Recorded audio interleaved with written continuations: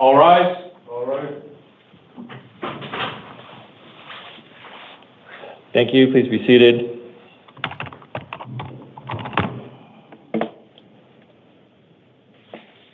This is the 5 a.m. calendar on July 21, 2025. Orders are given on the first of the month regarding the taking of DNA and fingerprints. Those orders remain in effect today.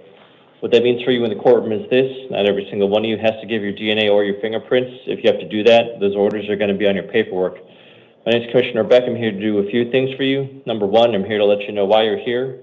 Number two, if you might be released. Number three, if you're going to be assigned an attorney. The vast majority of you will be assigned an attorney, which leads to my number one rule. Please don't talk about the facts of your case. Anything you say or do can be used against you. Everything in the courtroom is video recorded, so please don't talk about the facts of your case unless it's with your counsel. Second, I'm sure you're going to have a lot of questions for me. Unfortunately, I'm not your legal counsel, so I can't answer legal questions for you. So please save your legal questions for your attorney. Finally, you're going to be hearing about lots of different dates and different types of release conditions. You don't have to memorize all that stuff. All that information is going to be on your paperwork. That's why it's important to keep your paperwork and save it. Don't lose it. If you end up missing a court date or not following a written court order, you could just end up back here. Here's how the morning's going to work. I'm going to call two names. First name I call is going to come in the courtroom and stand in front of me at the podium. Second name I call is going to sit on that chair next to the door. Then we're going to keep on cycling through until the calendar's finished. Okay, please get Vance Lind to the podium. Armin Howard to the chair, please.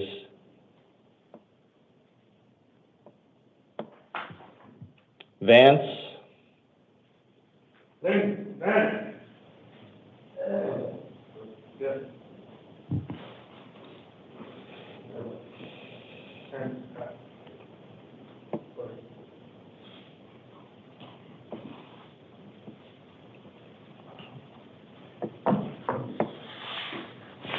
Name and date of birth?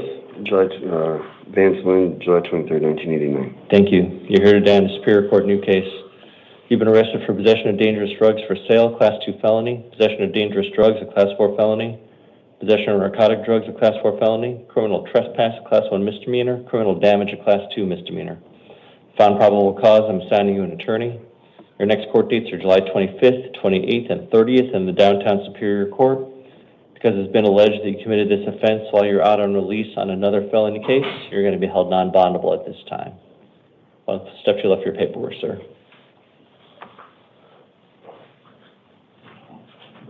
Armand Howard to the podium. Justin Shepard to the chair, please.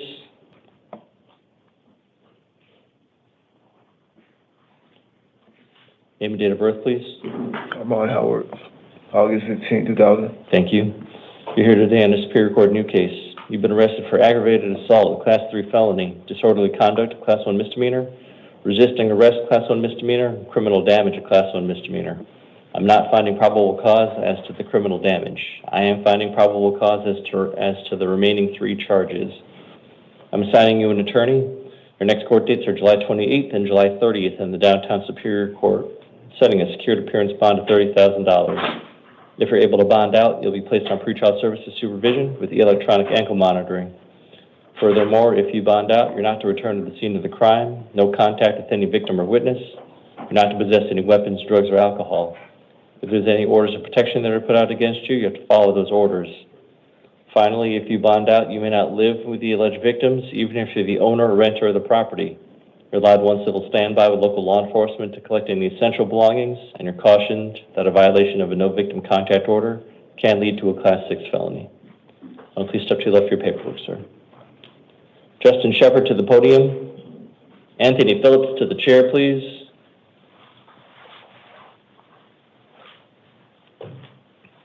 Name and date of birth, please. Justin Shepherd, 10-285. Thank you. We're here today on 1 count of criminal damage, Class 5 felony, 2 counts of unlawful flight, Class 5 felonies, 2 counts of aggravated assault, Class 5 felonies, reckless driving, a Class 1 misdemeanor, exceeding the posted speed by more than 20 miles per hour, Class 1 misdemeanor, resisting arrest, Class 1 misdemeanor, leaving the scene of an accident, Class 1 misdemeanor. I'm not finding probable cause as to the criminal damage, Class 5 felony. I'm also not finding probable cause as to 1 count of unlawful flight, Class 5, and 1 count of aggravated assault, Class 5. That leaves you with 1 count of unlawful flight, 1 count of aggravated assault as your felony counts.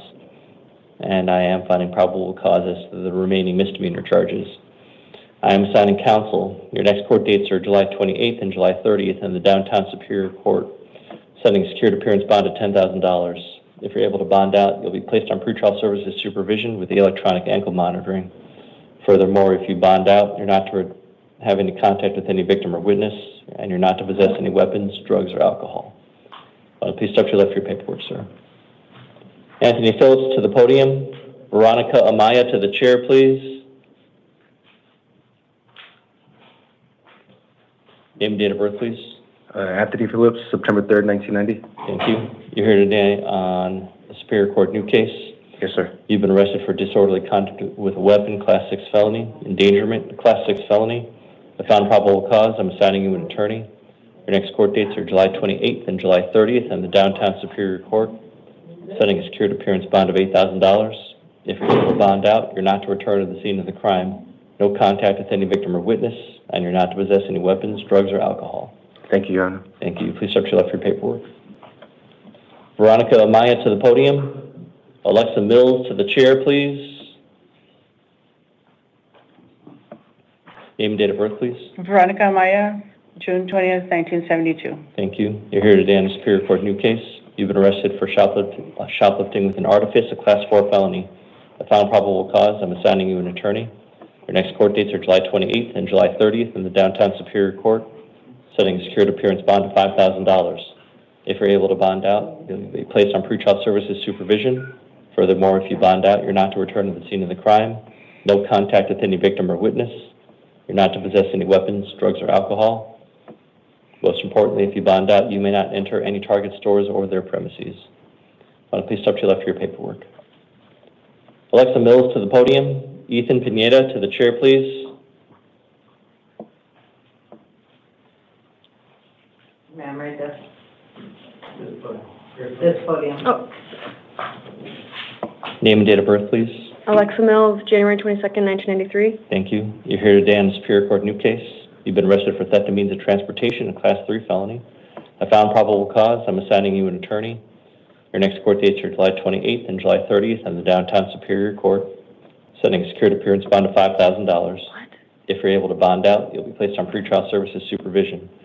Furthermore, if you bond out, you're not to return to the scene of the crime, no contact with any victim or witness, no contact with your co-defendant, and you're not to possess any weapons, drugs, or alcohol. Please step to your left for your paperwork. Ethan Pineda to the podium. Kadarius Hughes to the chair, please. Hello. Hi, name and date of birth, please. Ethan Saul Pineda, 3593. Thank you.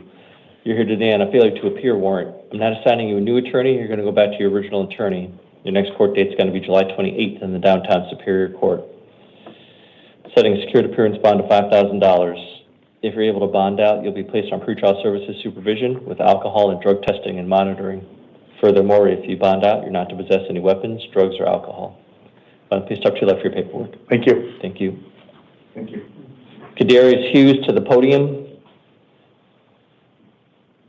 You're gonna have to go away from. Hughes. Hughes.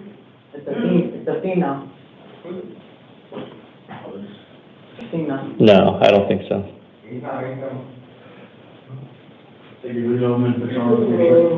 Maite Arciniega to the chair, please.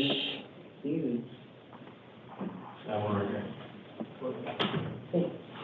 Oh, this one? Name and date of birth, please. Darius Xavier Hughes, 4/19/1996. Thank you. You're here today on a probation violation warrant. I'm assigning you an attorney. Your next court date's July 28th in the Downtown Superior Court. Setting a secured appearance bond of $1,000. If you're able to bond out, you're not to possess any weapons, drugs, or alcohol. Most important thing, if you bond out, you gotta contact your PO within 24 hours because you're on intensive probation services. Please step to your left for your paperwork. Maite Arciniega to the podium. Tyler Stevens to the chair, please.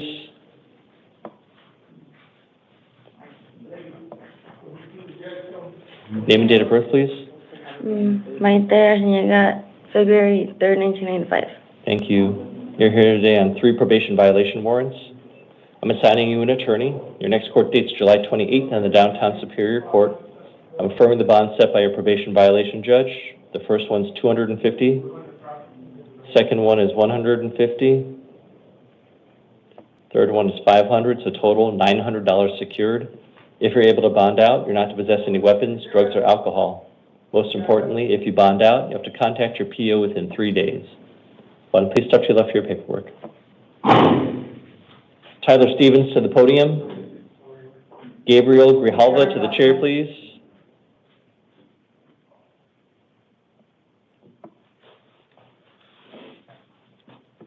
Name and date of birth, please. Tyler Stevens, 10/22/1983. Thank you. You're here today on a probation violation warrant. I'm assigning you an attorney. Your next court date's July 28th in the Downtown Superior Court.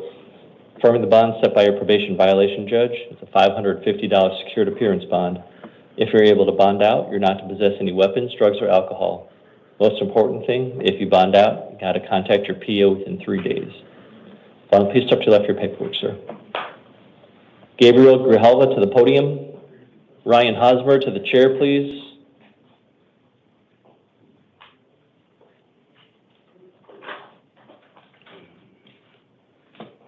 Name and date of birth, please. Gabriel Grijalva, 11/6/78. Thank you. You're here today on the Superior Court new case and a probation violation warrant. Let me talk to you about your new case. You've been arrested for resisting arrest, Class 6 felony, littering, Class 2 misdemeanor. I found probable cause. I'm assigning you an attorney. Your next court dates are July 28th and July 30th in the Downtown Superior Court, setting a secured appearance bond of $250. You also have a probation violation warrant. I'm assigning you an attorney. Your next court date is July 28th. Also setting a secured appearance bond of $250, so total $500 secured appearance. If you're able to bond out, you're not to return to the scene of the crime, and you're not to possess any weapons, drugs, or alcohol. Most importantly, if you bond out, you have to contact your PO within 3 days. Please step to your left for your paperwork, sir. Ryan Hosmer to the podium. Robert Woolsey to the chair, please.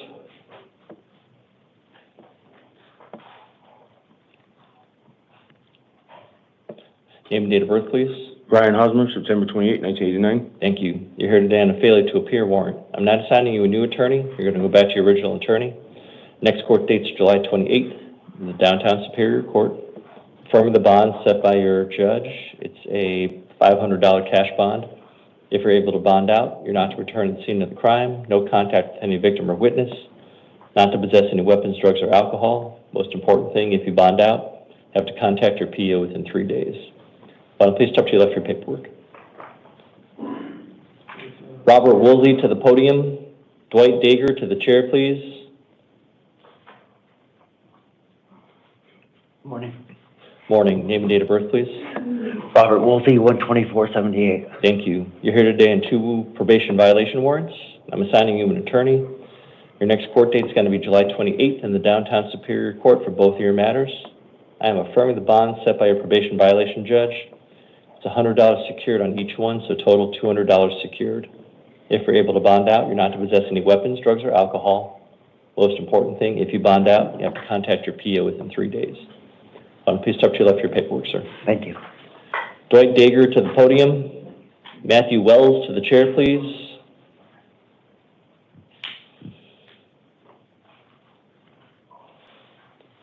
Name and date of birth, please. Dwight Dager, 26/89. Thank you. You're here today on a municipal court new case.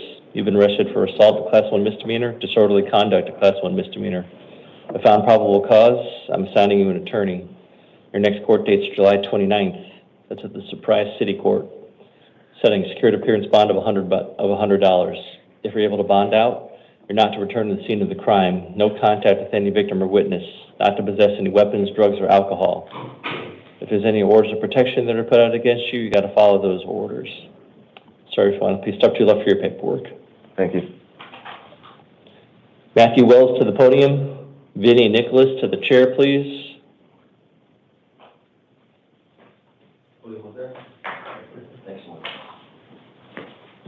Hi, name and date of birth, please. Matthew Wells, 10/17/1995. Thank you. You're here today on a Justice Court new case. You've been arrested for disorderly conduct, a Class 1 misdemeanor. If found probable cause, I'm assigning you an attorney. Your next court date's July 24th at the North Mesa Justice Court, setting a secured appearance bond of $100. If you're able to bond out, you're not to return to the scene of the crime, no contact with any victim or witness, and you're not to possess any weapons, drugs, or alcohol. Okay. You have a question? Yeah, it's just, if I'm, gonna be released today, or if $100 bond to be released. okay, if I have my money on me, do I have to contact somebody else? Sorry if these are questions. Yeah, no, that's fine. You have to, unfortunately, you don't have access to your property, so you got to contact someone else, and then you got to pay them back. Okay, all right. All right, thank you. Vinnie Nicholas to the podium. Jaime Lomelli to the chair, please. Vinnie Nicholas.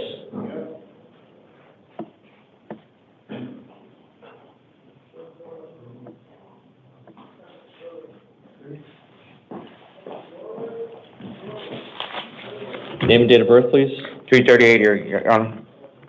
What's your name? Vinnie Nicholas, All right, and what year were you born?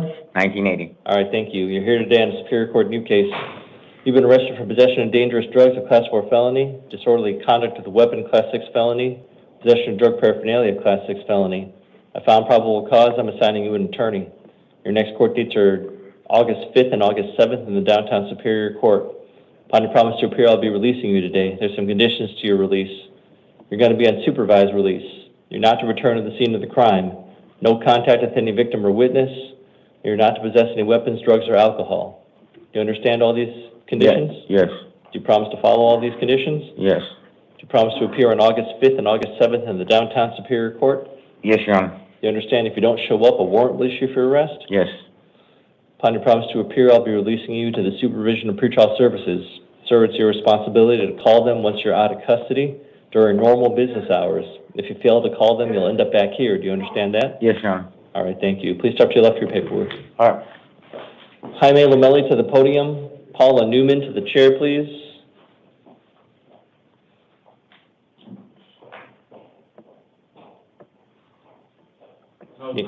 Name and date of birth. 10/4, October 40, 96. What's your name? Jaime Valdez. Okay. Jaime Valdez Lomelli? Yes? Yeah. Okay. Sir, you're here today on a Superior Court new case. You've been arrested for possession of dangerous drugs, a Class 4 felony, possession of a weapon and a drug offense, Class 4 felony, possession of drug paraphernalia, a Class 6 felony. I found probable cause. I'm assigning you an attorney. Your next court dates are August 5th and August 7th in the downtown Superior Court. Upon your promise to appear, I'll be releasing you today. There's some conditions to your release. You are not to possess any weapons, drugs, or alcohol. Do you understand these conditions? Do you need an interpreter? Okay, please go back and have a seat. Paula Newman to the podium. Gerardo Leyva to the chair, please. Hi, name and date of birth, please. Paula Newman, January 25th, 1962. Thank you. You are here today on a Justice Court warrant. I'm not assigning you counsel because for the types of charges that you're facing, you're not entitled to a free attorney, but you can hire your own attorney if you want to. Do you understand that? Yes. Your next court date is going to be August 6th. That's at the South Mountain Justice Court. Upon promise to appear, I'll be releasing you today. There's some conditions to your release. You're not to possess any weapons, drugs, or alcohol. Do you understand all these conditions? Yes. Do you promise to follow all these conditions? Excuse me? Do you promise to follow all of these Oh, yes. conditions? Yes. Do you promise to appear on August 6th at the South Mountain Justice Court? Yes. Do you understand if you don't show up, another warrant will issue for your arrest? Yes. Upon a promise to appear, I'll be releasing you on your own recognizance. Want to please Thank step to your left for paperwork? Mr. Leyva? Saul Nicholas to the chair.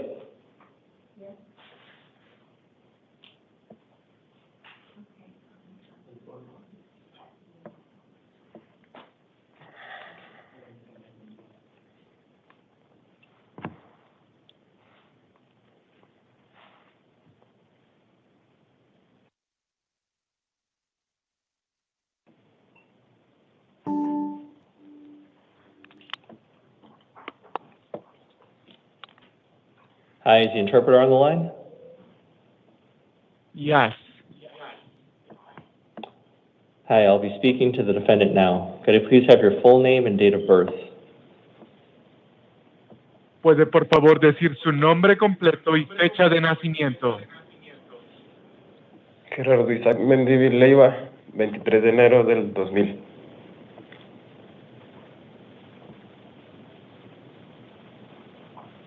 Gerardo Isaac Mendez Leiva, January 23rd of 2000. Thank you. You're here on a new case in the Superior Court. Gracias. Usted está aquí en un caso nuevo en la Corte Superior. You have been arrested for leaving the scene of an accident with injury, a Class 5 felony, and 4 counts of DUI, Class 1 misdemeanors.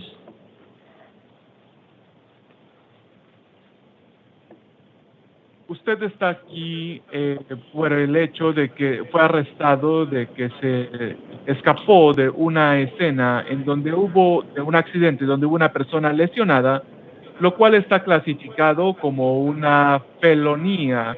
También tiene 4 cargos anteriores por conducir bajo la influencia, lo cual pues es un delito mayor. Go ahead, please. I have found probable cause, and I'm assigning you an attorney. He encontrado causa probable y le asignaré un abogado. Your next court dates are July 28 and July 30 in the Downtown Superior Court. Sus próximas citas en la corte son julio 28 y julio 30 en la corte del centro. I'm setting a $10,000 bond. Fianza de $10,000. If you're able to pay that bond and are released, you will be placed on supervised release, and you will have alcohol and drug testing and monitoring.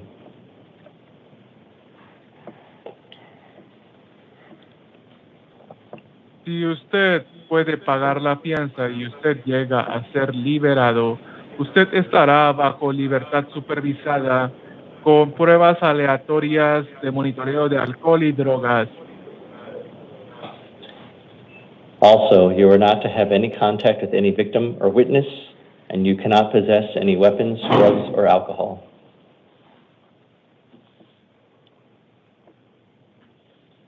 También, usted no puede tener ningún tipo de contacto con ninguna víctima o testigo y no tiene permitido posesión de ninguna arma, droga o alcohol. Please go to your left for your paperwork. Por favor, pase a mano izquierda por su papelería. Gracias. Thanks. Saul Nicholas to the podium. Saúl Nicolás al podio.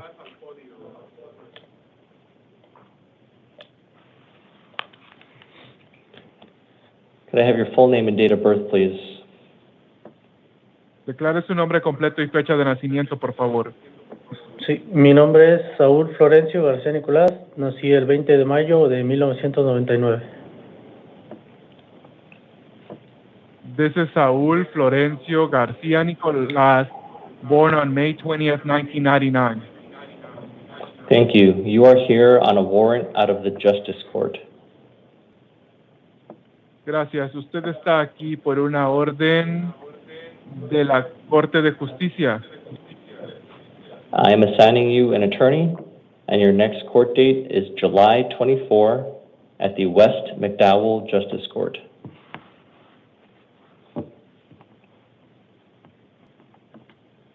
Le estoy asignando un abogado y su próxima cita en la corte es julio 24 en la Corte de Justicia del West McDowell. You have a bond of $2,500. Tiene una fianza de $2,500. If you are able to pay that bond and are released, you are not to possess any weapons, drugs, or alcohol. Si usted termina pagando la fianza y llega a ser liberado, no puede tener en su posesión ninguna arma, droga o alcohol. Please go to your left for your paperwork. Pase a la izquierda por su papelería. Okay, thank you. Jaime Lomelli, Jaime, Meli,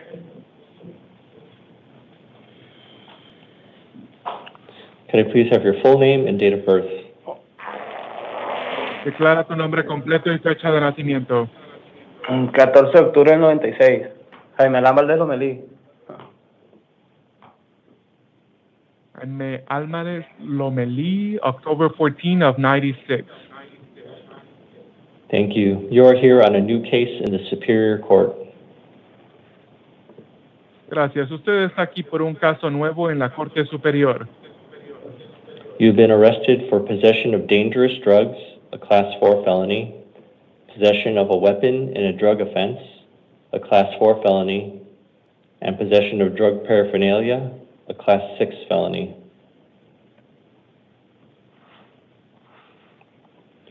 Usted ha sido arrestado por tener en su posesión tanto drogas en una clase 4 de felonía, un arma clase 4 felonía y drogas terminales en una clase 6 felonía.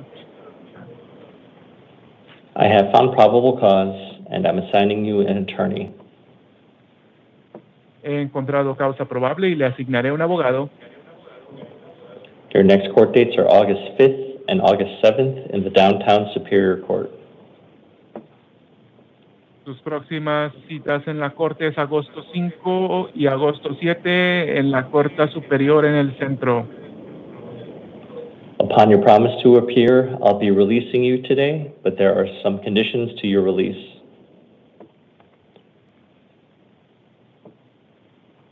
En cuanto a su promesa de presentarse, se le dará la libertad el día de hoy, pero hay ciertas condiciones para tu liberación. You are not to possess any weapons, drugs, or alcohol. No puede tener en su posesión ninguna arma, droga o alcohol. Okay. Do you understand all of these conditions? ¿Entiende usted las condiciones? Sí, sí entiendo. I do understand. Do you promise to follow all of these conditions? ¿Promete usted seguir esas condiciones? Prometo. I promise. Do you promise to appear on August 5th and August 7th at the Downtown Superior Court? ¿Promete usted presentarse a la corte en agosto 5 y agosto 7 en la Corte del Centro? Prometo. I promise. Do you understand if you don't show up, a warrant will be issued for your arrest? ¿Entiende usted que si no se presenta, emitiremos una orden para su arresto? No. Okay. Okay. Upon your promise to appear, I will be releasing you. Please go to your left for your paperwork. De acuerdo a su promesa para presentarse, se le dará su libertad. Vaya a la izquierda por su papelería. Thank you. Thank you, Mr. Interpreter, for your help. Thank you. Have a good day. For the last two individuals, I'll be visiting back at their cell. They pose a risk of harm to themselves or others. Walter Greening, date of birth 5/7/79, is here on a probation violation warrant. Not assigning new counsel, he's going to be going back to his original counsel. Next court date's July 28th in the downtown Superior Court, setting secured appearance bond of $5,000. If he's able to post bond, he's not to possess any weapons, drugs, or alcohol. Must contact his probation officer within 3 days. Madison Gillespie, date of birth 8/17/2001, is here on a Justice Court new case, arrested for disorderly conduct, class 1 misdemeanor. Not assigning counsel because she's not entitled to counsel based upon the nature of the charges. She may hire her own counsel if she wants to. Her next court date is August 7th at the North Mesa Justice Court. Upon a promise to appear, she'll be released on her own cognizance. She's not to return to the scene of the crime, no contact with any victim or witness, not to possess any weapons, drugs, or alcohol. After visiting with these individuals back at their cell, if I'm to make any changes to these release conditions, I'll come back on the record to make those changes. This concludes the 5 a.m. calendar.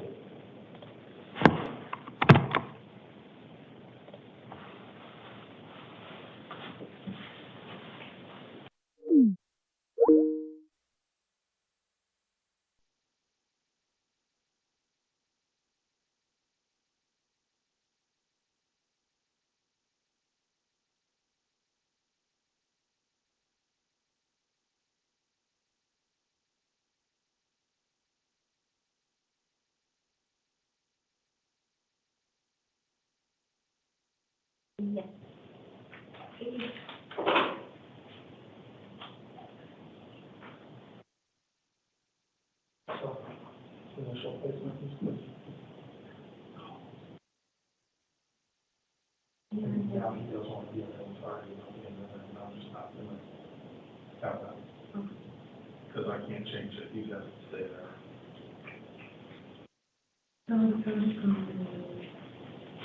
So I don't know if he was calling me victim or what, but.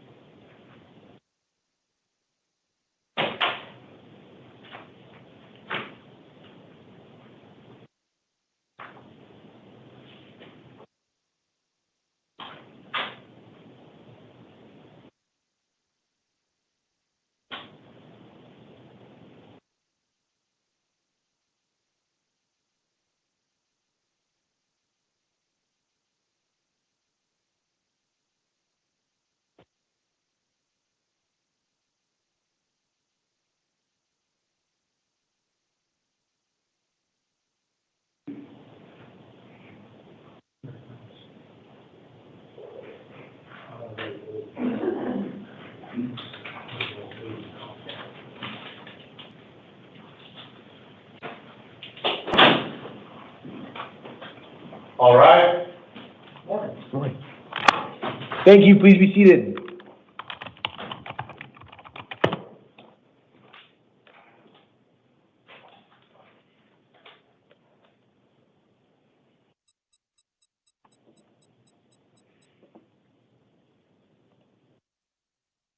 Good morning. This is the time for the 8 a.m. calendar and initial appearance court on July 21st, 2025.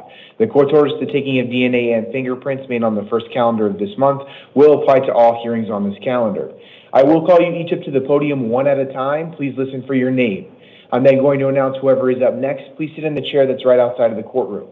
I'll let you know what you've been arrested for, what your next court dates are, and any release conditions that I'm ordering today. Let's begin with Jeremy Dykstra to the podium and Urbano Castillo to the chair, please.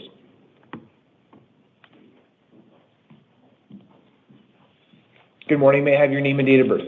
Jeremy Dykstra, 2294. Thank you. We are here today on two different cases. The first is a Superior Court new case. You were arrested on allegations of 3 counts of trafficking stolen property, Class 2 felonies, 1 count of burglary in the second degree, Class 3 felony, 1 count of aggravated assault of a first responder, Class 4 felony, 1 count of unlawful flight from law enforcement, Class 5 felony, 1 count of leaving the scene of an accident, Class 1 misdemeanor, and 1 count of reckless driving, Class 2 misdemeanor. I will find probable cause and I will appoint you an attorney. I am setting a status conference on July 28th at 8:30 and a preliminary hearing on July 30th at 8:30, both in the downtown Superior Court.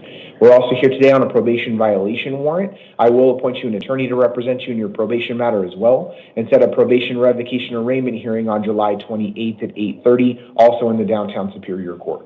I am going to issue a secured bond today in the amount of $50,000 on your new case, but I am holding you non-bondable on your probation matter. So talk with your attorney. Your attorney can ask for your release at the next hearing if that's appropriate. Don't post the bond on your new case because of that probation being held non-bondable. All that's going to be in your paperwork. Do you have any questions? Okay, grab your paperwork and have a seat to your left. Urbano Castillo to the podium, and Avian Corona to the chair, please. Good morning. May I have your name and date of birth? Urbano Castillo, 118-2003. Thank you. We are here today on two different cases. The first is a Superior Court new case. You were arrested on allegations of possession of a weapon by a prohibited person, Class 4 felony, and carrying a deadly weapon, failing to admit, Class 1 misdemeanor. I will find probable cause and I will appoint you an attorney. I am setting a status conference on July 28th at 8:30 and a preliminary hearing on July 30th at 8:30, both in the downtown Superior Court. We're also here today on a probation violation for violating Term 1. I will appoint you an attorney to represent you. I am setting a probation revocation arraignment hearing on July 28th at 8:30, also in the downtown Superior Court. I am going to issue a secured bond today in your new case in the amount of $25,000, but I am holding you non-bondable in your probation matter. So don't post the bond on your new case since you're being held on probation. Talk with your attorney. Your attorney can ask for your release at the next hearing. Okay. All that's going to be in your paperwork. Do you have any questions? No. Okay, grab your paperwork and have a seat to your left. Avian Corona to the podium, and Diamond Victor to the chair, please.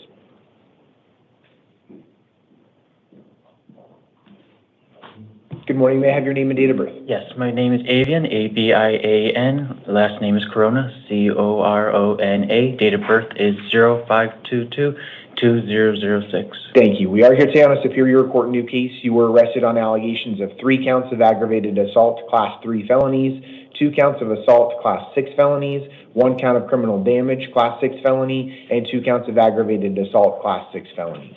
I will find probable cause as to these allegations, and I will appoint you an attorney. I am setting a status conference on July 28th at 8:30 and a preliminary hearing on July 30th at 8:30, both in the downtown Superior Court. I am going to issue a secured bond today in the amount of $40,000. That does mean you can use a bonding company. If you do post bond, I'm also ordering that pretrial services supervises you in the community, and they install an ankle monitor on you prior to your release.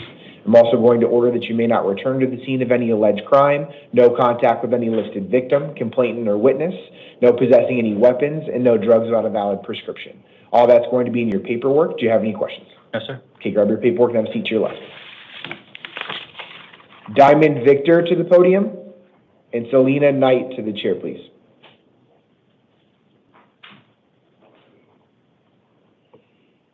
Good morning. May I have your name and date of birth? Morning. It's Diamond Victor, June 30th, 2006. Thank you. We are here today on a Superior Court new case. You were arrested on allegations of kidnapping, Class 2 felony, aggravated assault, domestic violence, impeding breathing, Class 4 felony, disorderly conduct, Class 1 misdemeanor, criminal damage, Class 1 misdemeanor, assault, Class 1 misdemeanor, and preventing the use of a telephone in an emergency, Class 2 misdemeanor. I will find probable cause and I will appoint you an attorney. I am setting a status conference on July 28th at 8:30 and a preliminary hearing on July 30th at 8:30, both in the downtown Superior Court. I am going to issue a secured bond today in the amount of $25,000. That does mean you can use a bonding company. If you do post bond, I'm also ordering that pretrial services supervises you in the community and that they install an ankle monitor on you prior to your release. I'm also going to order that you may not return to the scene of any alleged crime, no contact with any alleged victim, complainant, or witness, no weapons, drugs, or alcohol, and you must obey any terms of any order of protection or order against harassment that has been or will be issued. Finally, I am ordering that you may not reside with any alleged victim in this case. If you do share a common residence, you must find an alternative place to stay and bring proof to your next court date. All that information is going to be in your paperwork. Do you have any questions? No. Okay, grab your paperwork and have a seat to your left. Selena Knight to the podium and Alyssa Brewer to the chair, please. Good morning. Good morning. May I have your name and date of birth? Selena Knight, 7/14/93. Thank you. We are here today on a Superior Court new case. You were arrested on allegations of possession of a weapon by a prohibited person, Class 4 felony, and carrying a deadly weapon, failing to admit, Class 1 misdemeanor. I will find probable cause and I will appoint you an attorney. I am setting a status conference on July 28th at 8:30 and a preliminary hearing on July 30th at 8:30, both in the downtown Superior Court. I am going to issue a secured bond today in the amount of $10,000. That does mean you can use a bonding company. If you do post bond, I am ordering that you not possess any weapons, no drugs without a valid prescription, and no contact with any of the arresting officers. All of that's going to be in your paperwork. Do you have any questions? Okay, grab your paperwork from the officers and then take a seat to your left. Alyssa Brewer to the podium and Brittany Grogan Martinez to the chair, please.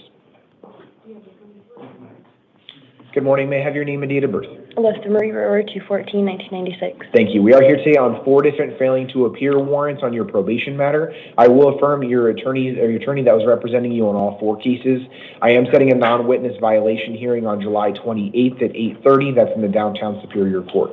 I am going to affirm the bond in each of the 4 warrants. It's a $750 bond on each case. So that's $3,000 total. If you do post bond, I am ordering that you not possess any weapons, drugs, or alcohol, and you must contact probation within 72 hours of your release. All that's going to be in your paperwork. Do you have any questions? No. Okay, grab that and take a seat to your left. Brittany Grogan Martinez to the podium and Jerry Tessio to the chair, please. Good morning. May I have your name and date of birth? Brittany Grogan Martinez, 1/29/91. Thank you. We are here today on 3 different cases. The first is a Superior Court new case. You were arrested on allegations of dangerous drug possession, Class 4 felony, drug paraphernalia, Class 6 felony, and 2 different counts of shoplifting, both Class 1 misdemeanors. I am finding probable cause except for the dangerous drug possession allegation. I'm not finding probable cause on that allegation today. I am appointing you an attorney, so talk with your attorney about what that means moving forward. I am setting a status conference on July 28th at 8:30 and a preliminary hearing on July 30th at 8:30, both in the downtown Superior Court. We're also here today on 2 different probation violation warrants for violating terms 3 and 5 of your probation. I will appoint you an attorney in both of those cases as well and set them both for a probation revocation arraignment hearing on July 28th at 8:30. That's also in the downtown Superior Court.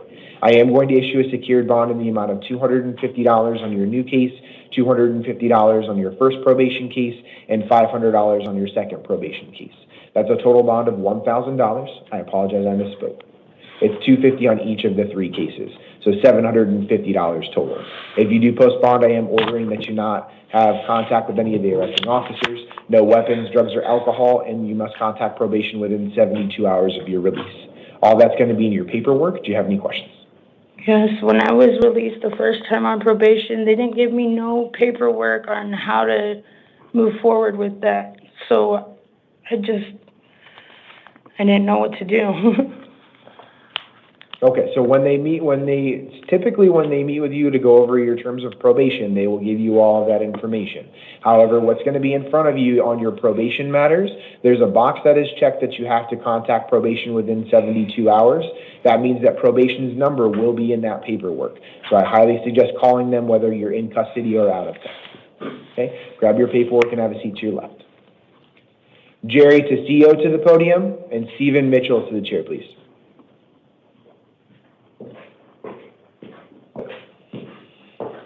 Good morning. May I have your name and date of birth? Jerry Tessio, 01/17/1962. Thank you. We are here today on a Superior Court new case. You were arrested on allegations of 2 counts of aggravated assault, both Class 4 felonies. I will find probable cause and I will appoint you an attorney. I am setting a status conference on July 28th at 8:30 and a preliminary hearing on July 30th at 8:30, both in the downtown Superior Court. I am going to issue a secured bond today in the amount of $1,000. If you do post bond, I'm also ordering that pretrial services supervises you in the community. I'm also going to order that you not have contact with any alleged victim, complainant, or witness, no contact with the arresting officers, no weapons, and no drugs without a valid prescription. All that's going to be in your paperwork. Do you have any questions? Yes, Your Honor, I'm a veteran. Can I get appointed to Veterans Court? That's a potential down the line at this point in time because we are at the very beginning of your criminal case. There's not a Veterans Court at this stage, but there is down the line. So talk with your attorney about what your options are. Okay. All right. Thank you, No problem. Grab your paperwork and have a seat to your left. Stephen Mitchell to the podium and Carmen Gutierrez to the chair, please. Morning. Good morning. May I have your name and date of birth? Stephen Charles Mitchell, 1/26/52. Thank you. We are here today on a Superior Court new case. You were arrested on allegations of unlawful means of transportation, which is a Class 5 felony. Sir, can you hear me okay? Fairly. I'm a little deaf in both ears. Okay. Do you need headphones? We have headphones. That would be great. Yeah, let's get you this. Just give us 1 minute.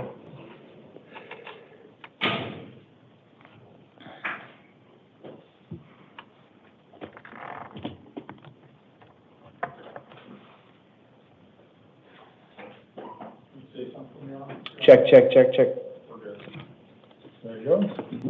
Volume's right here. Don't set it too close to the microphone. Okay. Terry, is that a little bit better? Mm-hmm. Okay, let me go ahead and start over. We're here today on a Superior Court new case. You were arrested on allegations of unlawful means of transportation, which is a Class 5 felony. I will find probable cause and I will appoint you an attorney. I am setting a status conference on July 28th at 8:30 and a preliminary hearing on July 30th at 8:30, both in the downtown Superior Court. I am going to issue a secured bond today in the amount of $1,000. If you do post bond, I am ordering that you not have contact with any alleged victim, complainant, or witness, no possessing any weapons, and no drugs without a valid prescription. All that's going to be in your paperwork. Do you have any questions? No. Okay. Go ahead and grab your paperwork and then hand your headphones to the officer. Okay? All right. Sure. Thank you.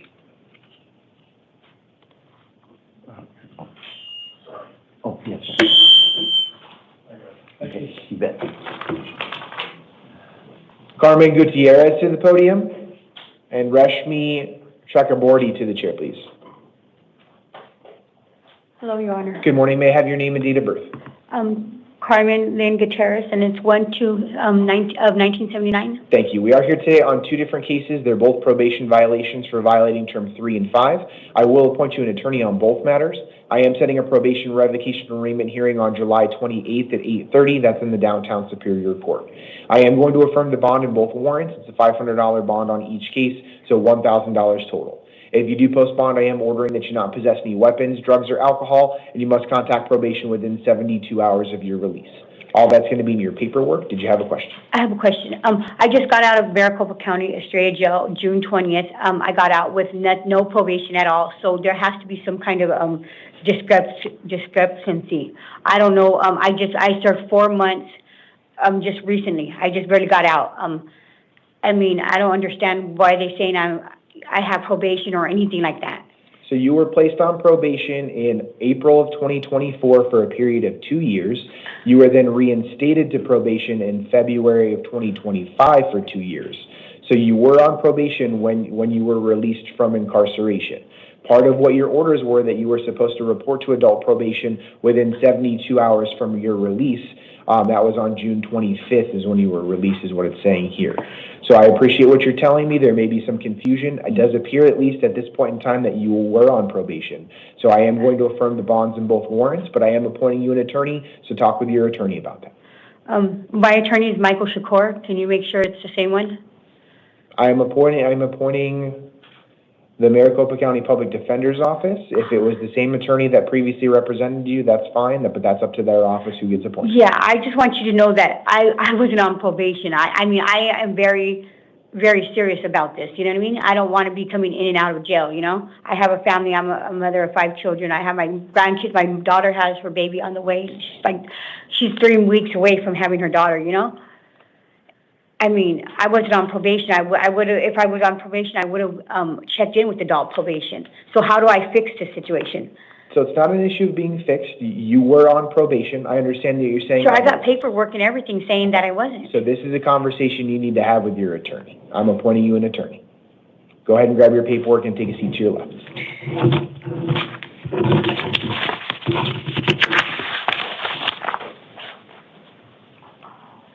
Rashmi Chakraborty to the podium, and Franklin Teller to the chair, please.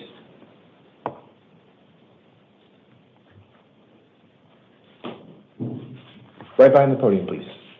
Good morning. May I have your name and date of birth? Good morning, sir. My name is Rashmi Chakraborty and my date of birth is 11/20/1981. Thank you. We are here today on a municipal court, a new case out of the Peoria Municipal Court. You were arrested on allegations of disobeying or resisting an order or mandate of the court, which is a Class 1 misdemeanor. I will find probable cause and I will appoint you an attorney. I am setting an arraignment hearing in the Peoria Municipal Court on July 24th at 9 a.m. I am going to issue a secured bond today in the amount of $500. If you do post bond, I am ordering that you're not to have any contact with any alleged victim, complainant, or witness, no possessing any weapons, drugs, or alcohol, and you must obey any terms of any order of protection or order against harassment that has been or will be issued. All this information will be in your paperwork. Do you have any questions? No, sir. Thank you. Okay, go ahead and grab your paperwork and then have a seat to your left. Thank you. Franklin Teller to the podium, and Paige Armstrong to the chair, please.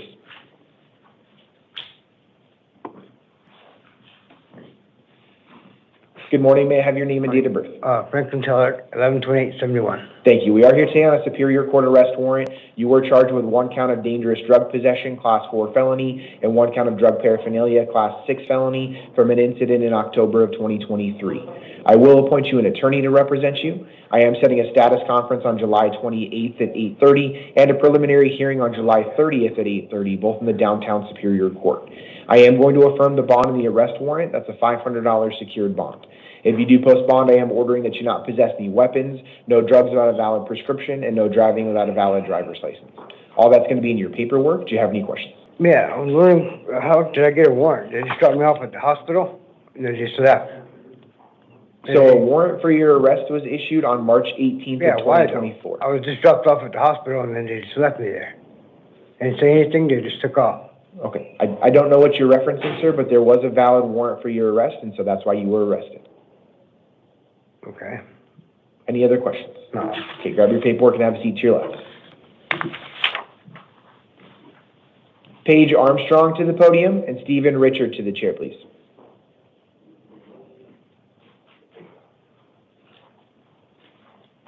Good morning. May I have your name and date of birth? Paige Armstrong, 10/13/2000. Thank you. We are here today on a probation violation warrant for violating terms 6, 7, 11, 12, and 22 of your probation.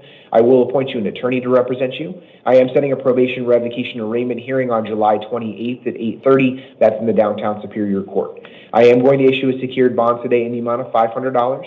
If you do post bond, I am ordering that you not possess any weapons, drugs, or alcohol. You must contact probation within 72 hours of your release. All that's going to be in your paperwork. Do you have any questions? No. Okay, grab your paperwork and have a seat to your left. Thank you. Stephen Richard to the podium. And Jamie or Jaime Vega Solorzano to the chair, please.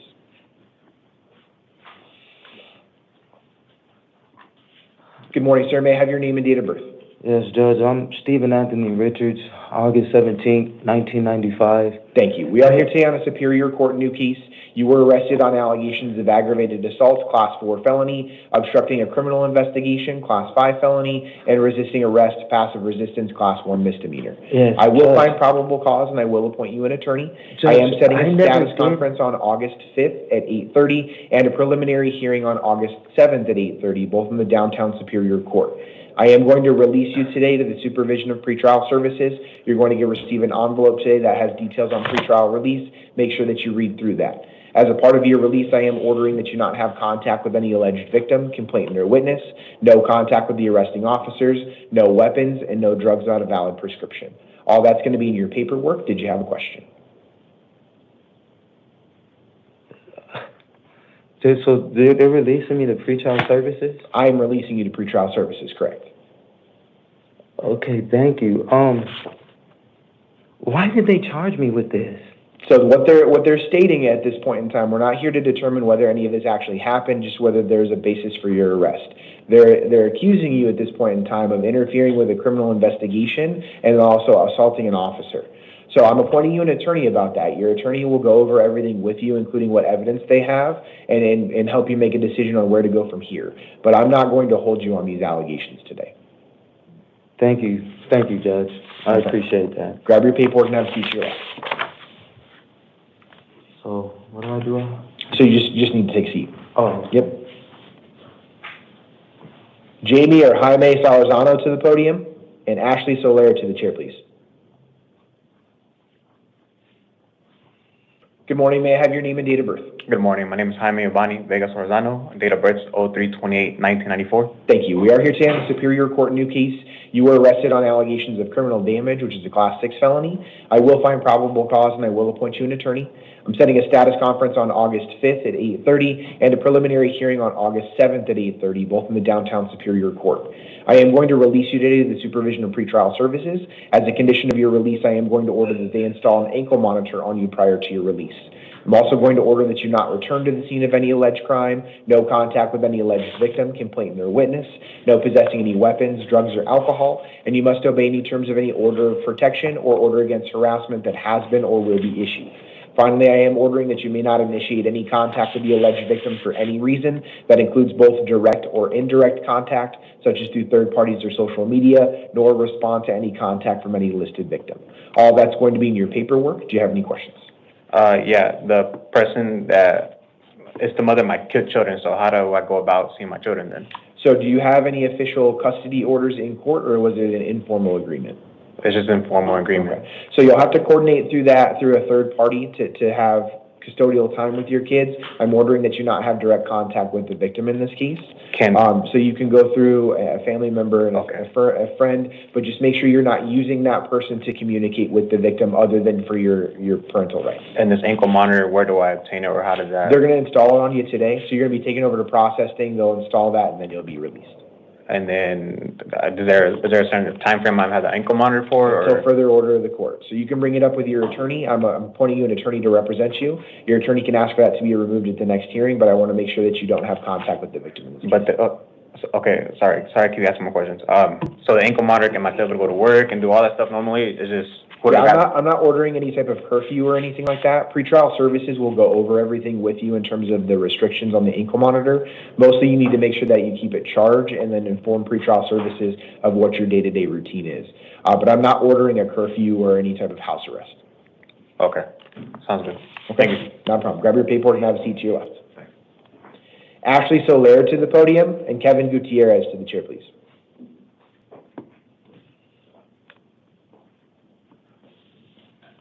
Good morning. May I have your name and date of birth? Ashley Soler, 4/13/91. Thank you. We are here today on a municipal court new case out of the Buckeye Municipal Court. You were arrested on allegations of disorderly conduct, Class 1 misdemeanor. I will find probable cause. I am setting an arraignment hearing in the Buckeye Municipal Court on August 5th at 2 p.m. I am going to release you today on your own recognizance. That's a promise to appear at your next court date, but there are some other conditions that I am ordering as a part of your release. I'm ordering that you not return to the scene of any alleged crime, no contact with any alleged victim, complainant, or witness, no possessing any weapons, drugs, or alcohol, and you must obey any terms of any order of protection or order against harassment that has been or will be issued.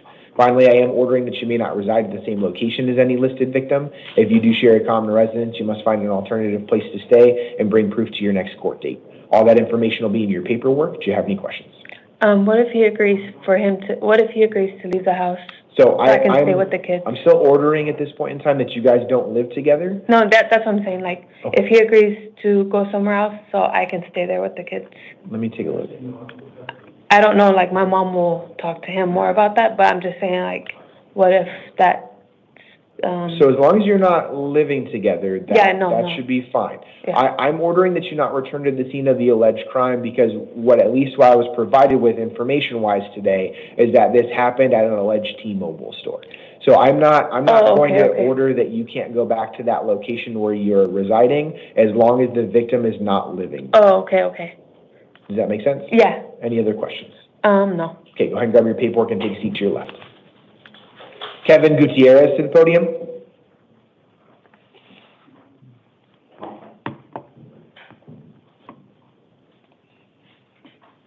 Good morning. May I have your name and date of birth? Kevin Gutierrez, 12/28/2001. Thank you. We are here today on a municipal court warrant out of the Goodyear Municipal Court. It is a failure to pay warrant on a case involving exceeding the posted speed limit by more than 20 miles per hour. I am setting an arraignment hearing in the Goodyear Municipal Court on August 6th at 1 p.m. I am going to release you today on your own recognizance. That's a promise to appear at your next court date. And I will order that you not possess any drugs without a valid prescription and no contacting any of the arresting officers. All that's going to be in your paperwork. Do you have any questions? No. Okay, go ahead and grab your paperwork and then have a seat to your left. Thank you. And officer, I do show that number 12, 28 and 31, and then 18, 32, and 33 are listed as house calls. Is there a reason they can't be brought to court today? Those three individuals couldn't come in for different reasons, Your Honor. One's a juvie, couldn't keep separate from the adult. Another one has a keep and GP, who were trying to keep them separated. And the third one I was going to bring, but then he became argumentative as to why he was in the cell in the first place. It was alleged that they were concerned about him calling possible victim. Okay. So I'm not going to argue with him about it. Okay, so I'm okay with doing 18, 32, and 33 as a house call. Can we bring 28 in since his co-defendant is no longer in the gallery? Oh, that was the one arguing about his location. Oh, I apologize. Vallejo then? Vallejo is the keepway and GP. Okay, is there a reason he can't be brought in? No, I can go get him. Okay, if we can bring him into court and then the juvenile into court, I would appreciate that. And then I'll do 28, yes. Okay, no problem, I'll go grab right I now. did see Mr. Beasley yesterday as the juvenile, so I do want to see him in court. Have limited resources. Understandable. And I was like, I can't have someone stand on him. You're fine, no All worries. right, I'll be right back. Sounds good. So for 28 and 31, because he was being argumentative and combative about why he was placed in a cell, I will find that he's a danger to himself or others if he were brought into court. So I will conduct his initial appearance at his cell. We're here today on a Superior Court new case, arrested on allegations of aggravated assault, Class 3 felony, narcotic drug possession, Class 4 felony, and discharging a firearm under the city limit, Class 6 felony. I will find probable cause except for the narcotic drug possession allegation. I will appoint him an attorney, set a status conference on July 28th at 8:30 and a preliminary hearing on July 30th at 8:30, and I will set a secured bond in the amount of $50,000. For Mr. Addison's second case, we're here on a probation violation warrant. I will appoint him an attorney, set a probation revocation arraignment hearing on July 28th at 8:30 in the downtown Superior Court, and I am going to hold him non-bondable for violation of probation. Based on the new underlying allegations, it's a Term 1 violation. I will find that he will, in all reasonable probability, receive a sentence of imprisonment on this matter, so I will go ahead and hold him non-bondable. I will conduct his initial appearance at his cell and provide him with a written copy of my orders. If I do need to make any modifications or changes, I'll do so either on the record or in writing.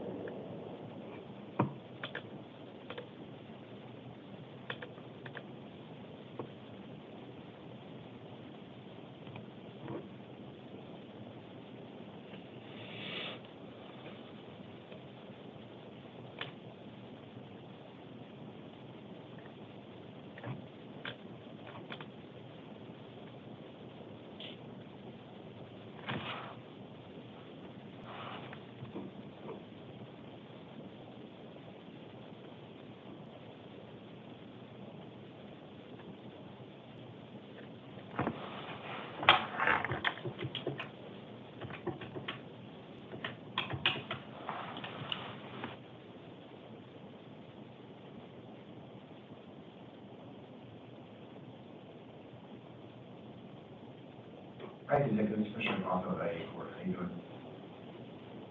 Good. How about your warrant? You have to say? So when you, for number 1 on your warrant, it says any and all evidence tending to show the crimes of sexual assault. What do you mean by that?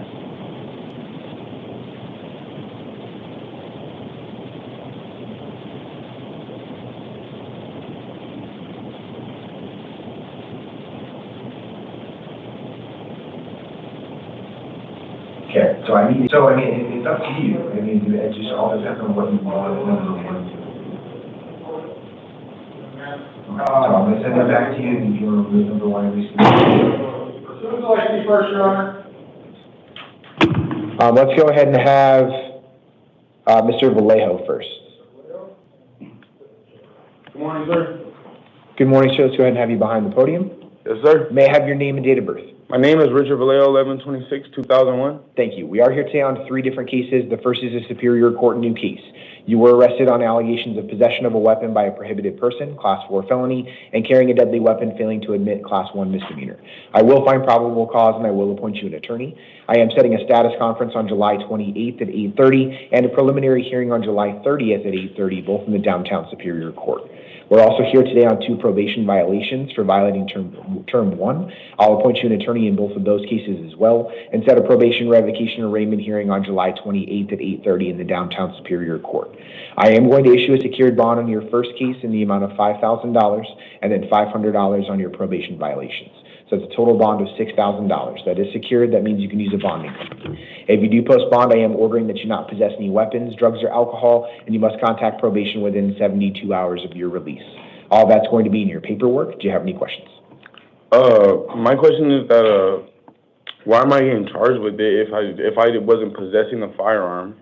So I understand that I reviewed everything that the arresting agency provided the court in terms of the allegations, and I did take some of that into consideration when setting release conditions. The state was asking for a $25,000 bond. I'm only issuing a $5,000 bond on your new case. The issue is, and this is likely a situation you should talk with your attorney about, the allegations against you is that you were at least in proximate control of a weapon in the vehicle. So it was within your control is what the allegations are against you. Yeah, whether you possess that or not is going to be something your attorney will have to argue at a potential trial. So that's why I am appointing you an attorney. Your attorney will go ahead and go over everything with you in terms of the legal definition of possessing that weapon. But for today's purposes, I am finding that there was at least cause for your arrest. It wasn't even in my control. It was in a bag. I'm going to cut you off only because everything you say in court today is being recorded, and I don't want any of that to be used against you. At this point in time, I am finding that there was cause, at least for your arrest, like I said. So I would suggest before speaking any further about the allegations that are against you, that you talk with your attorney so that you don't say something on the record that could be used against you. Okay. Okay? But do you have any questions about specifically my orders today?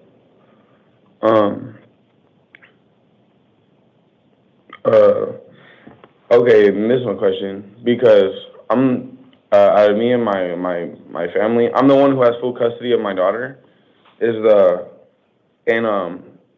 my cases from 2020, I was on bond for like 2 years. I went to every court date.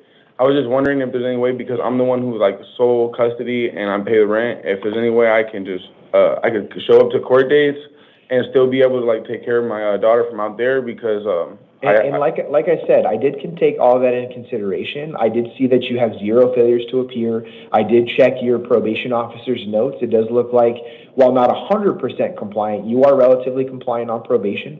So I took all of that in consideration when setting my release conditions. Like I said, the state was requesting a bond 5 times larger than what I'm actually setting. Can I ask one more thing, Judge?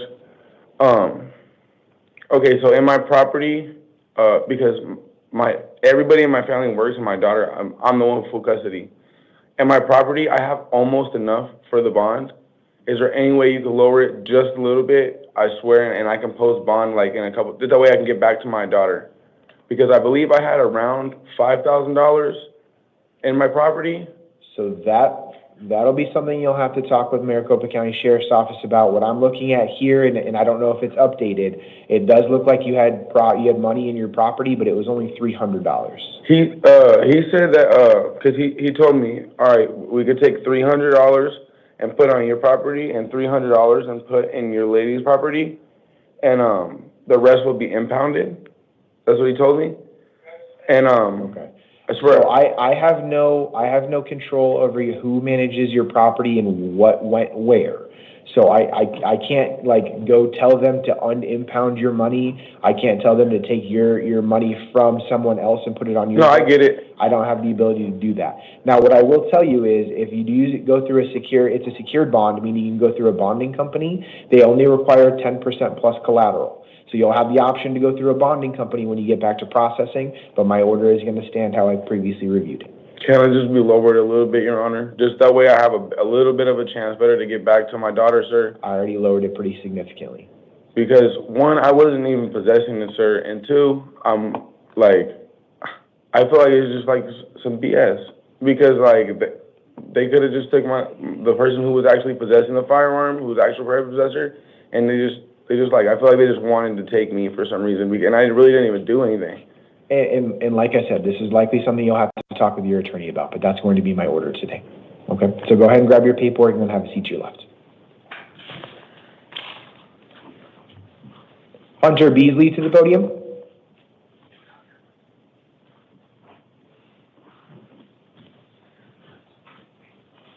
Good morning. May I have your name and date of birth? Hunter Rice Beasley, 10-10-07. Thank you. Hunter, we are here today on a Superior Court arrest warrant. I just saw you yesterday on the juvenile detained. It looks like after that we had our hearing yesterday, another warrant popped up, so they brought you in front of me today to address that warrant. The arrest warrant is from similar allegations from yesterday. It's for the violation of your release conditions, the modification of your electronic monitor. So I am going to appoint you an attorney. It's the same attorney that you already had on this case. I am going to set a status conference post-warrant on July 24th at 8:30 a.m. That's going to be in the downtown Superior Court. I am going to affirm the bond and the warrant in this point in time. It's a secured bond in the amount of $75,000 with pretrial services, supervision, and electronic monitoring. But as I discussed with you yesterday, since you're being held as a part of your juvenile probation case, don't post a bond on this case because you're not going to be released on the other matter. All of your other release conditions will be in your paperwork. And like I said, this is on your current adult case in this matter. I know you have that juvenile case that's ongoing as well. As a part of the Juvenile Justice Reform Act, I am going to order that you be placed in MCSO custody. It's the same order that I made yesterday on your other matter. I'm just matching all of that in this one. Do you have any questions about what I've reviewed with you today? So the bond, the one was set yesterday, was 10,000. So does that add on to the 17? Correct. So it's going to be the 10,000 on top of the 75 once you're able to post all of that. But don't post any of that bond until you know what's going to happen in your juvenile case, because right now you're being ordered detained as a part of your juvenile matter. Okay. So talk with your attorney in your two adult pending matters and your juvenile court case, because those two are going to have to coordinate in terms of your release. Okay. Any other questions? No, Your Honor. Okay. All that's going to be in your paperwork. Go ahead and grab that and take a seat to your left. Appreciate it, Your Honor. Not a problem. That does conclude the 8 a.m. calendar. We will stand in recess until 11 a.m.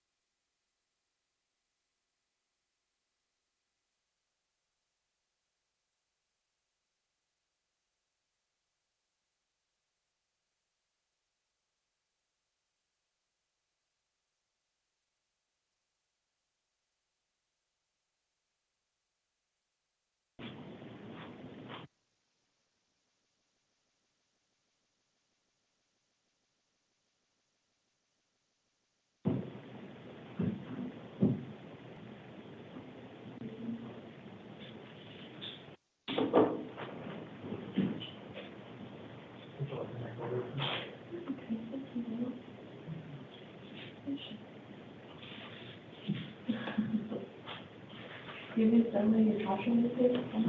Trash. Thank you.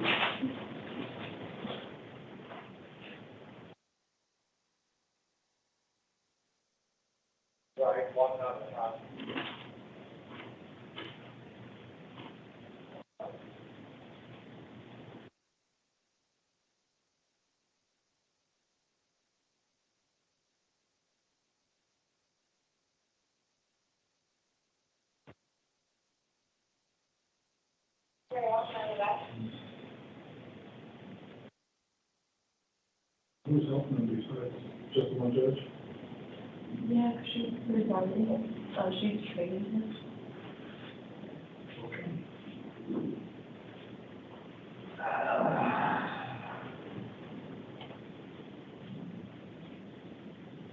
So we're on the home way.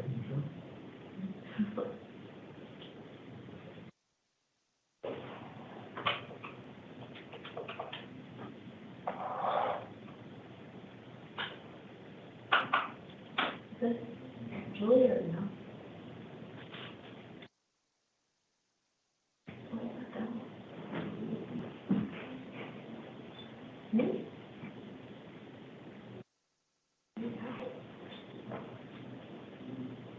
Oh, yeah. All rise, the Honorable John Ackroyd now presiding. We're gonna have to hit refresh. Please be seated. Thank you. I think we're gonna have to hit the refresh, but. Good morning, Your Honor. Good morning, officer.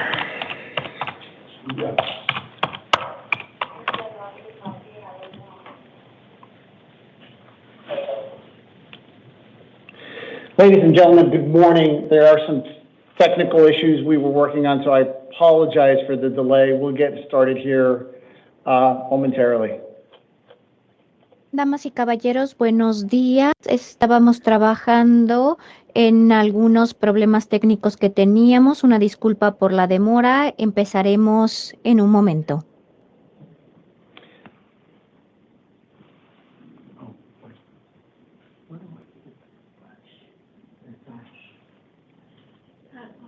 At your search bar, top left, there's a little circle button where you can just refresh the page.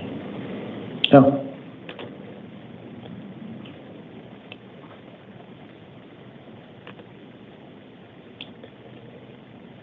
That's not coming up. Okay.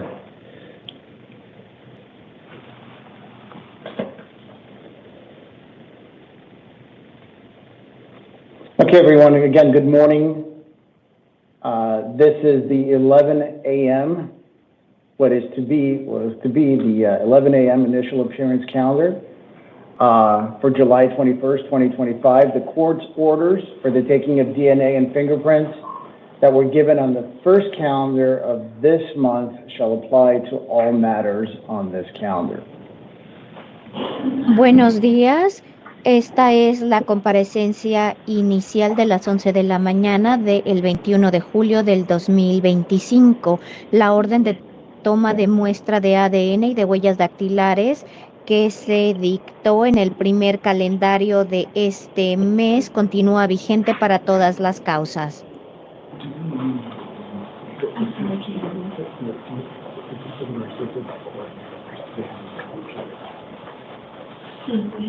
Yeah. Does the interpreter connect on Teams? Okay. They're not in person. Okay. Okay. Mr. Interpreter, thank you very much for interpreting this morning. How many matters do you have for? We have slated Two for matters. interpretation? Okay. Which is the first one? Or on the calendar?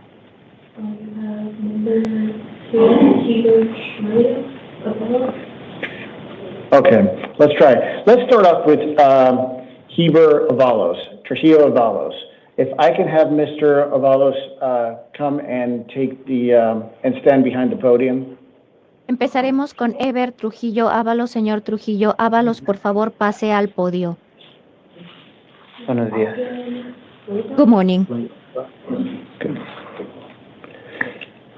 And if I could have Elvin Leyva, who's also an interpreter matter, come and take a seat next to the door. Elvin Leiva, que también necesita intérprete, por favor tome asiento al lado de la puerta. Okay. Sir, could you give me your full name and date of birth? Señor, por favor, de su nombre completo y su fecha de nacimiento. Ever Iván Trujillo Ábalos, 19 de diciembre del 2000.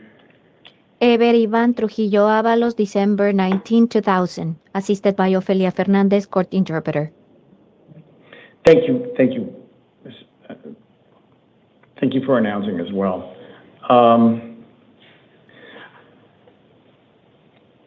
Okay, Mr. Avalos, you are here on new charges, new allegations.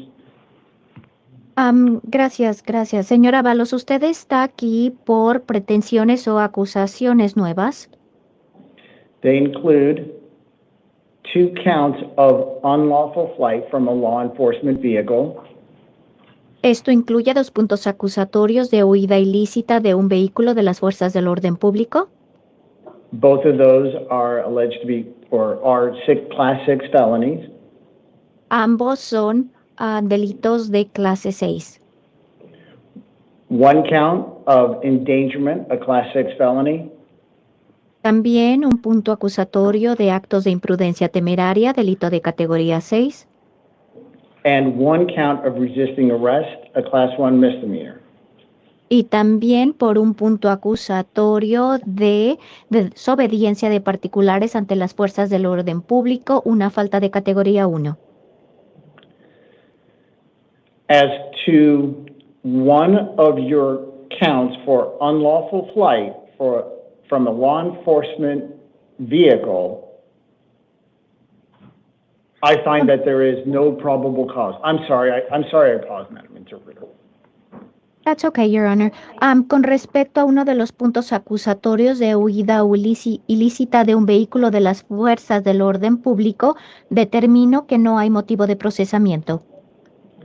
As to the other unlawful flight from a law enforcement vehicle, I did find probable cause. Pero para el otro punto acusatorio de huida ilícita de un vehículo de las fuerzas del orden público, determino que sí hay motivo de procesamiento. I also found probable cause for the endangerment and resisting arrest allegations. Y también determino que hay motivo de procesamiento para el punto acusatorio de actos de imprudencia temeraria y también para el desobediencia de particulares ante la autoridad policial. As to the 3 counts for which I did find probable cause, I am appointing you an attorney. Para esos 3 puntos acusatorios en los cuales determiné que si hay motivo de procesamiento, le asignaré a un abogado. Your next court date is a status conference, and that's going to be on July 28th, 2025 at 8:30 a.m. in the Downtown Superior Court. Y sus próximas audiencias será una consulta de actualización el 28 de julio del 2025 a las 8:30 de la mañana y será en el Tribunal Superior del Centro.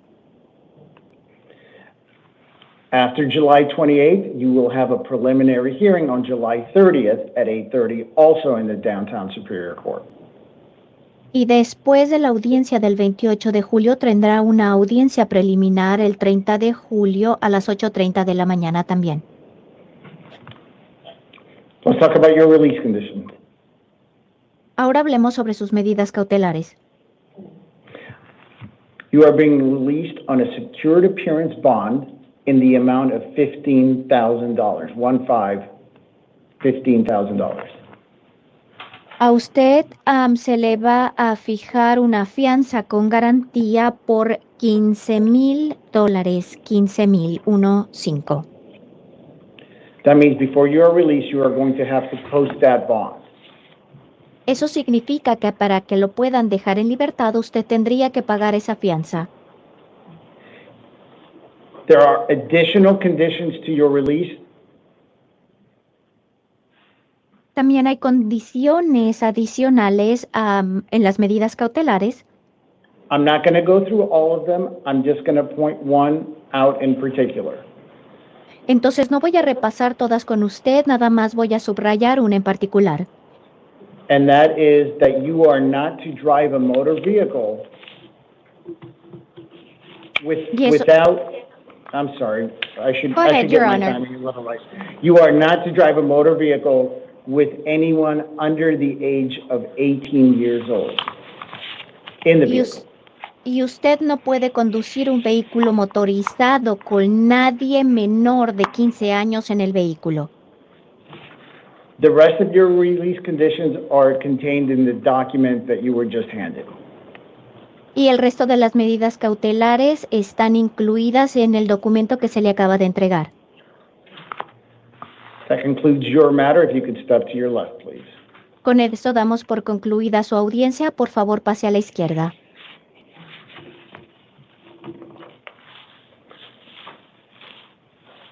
Next person, Elvin Palafox. Pase a la próxima persona, Elvin Palafox.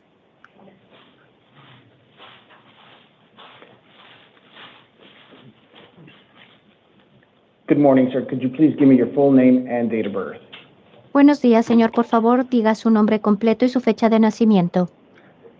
Elvin Adolfo Leiva Palafox, del 6 de marzo del 2003. Elvin Adolfo Leiva Palafox, March 6, 2003, assisted by Ofelia Fernandez, court interpreter. Thank you. You are here, sir, you are here on new allegations. Señor, ¿usted está aquí por pretensiones nuevas? They are one count of aggravated assault, a class 4 felony. Y son las siguientes: agresión con agravante, delito de categoría 4. And one count disorderly conduct, a class 1 misdemeanor. Y un punto acusatorio de conducta desordenada, una falta de categoría 1. I have found probable cause to exist on both counts, and I have appointed you an attorney. Determino que hay motivo de procesamiento para ambos puntos acusatorios y le nombré un abogado. Your next court date is a status conference on July 28th at 8:30 a.m. in the Downtown Superior Court. Su próxima audiencia será una consulta de actualización el 28 de julio a las 8:30 en el Tribunal Superior del Centro. That will be followed by a preliminary hearing on July 30th, also at 8:30, also in the Downtown Superior Court. Y a esa audiencia le seguirá una audiencia preliminar el 30 de julio a las 8:30 también, y también se llevará a cabo en el Tribunal Superior del Centro. As to your release conditions, Con respecto a las medidas cautelares, the court has set a secured appearance bond in the amount of $15,000. el juez fijó una fianza con garantía de $15,000. In addition to that, you will be required to have installed before your release an electronic monitoring device. De manera adicional, se le va a exigir que usted instale, antes de que se le deje en libertad, un dispositivo de monitoreo. You will also, excuse me,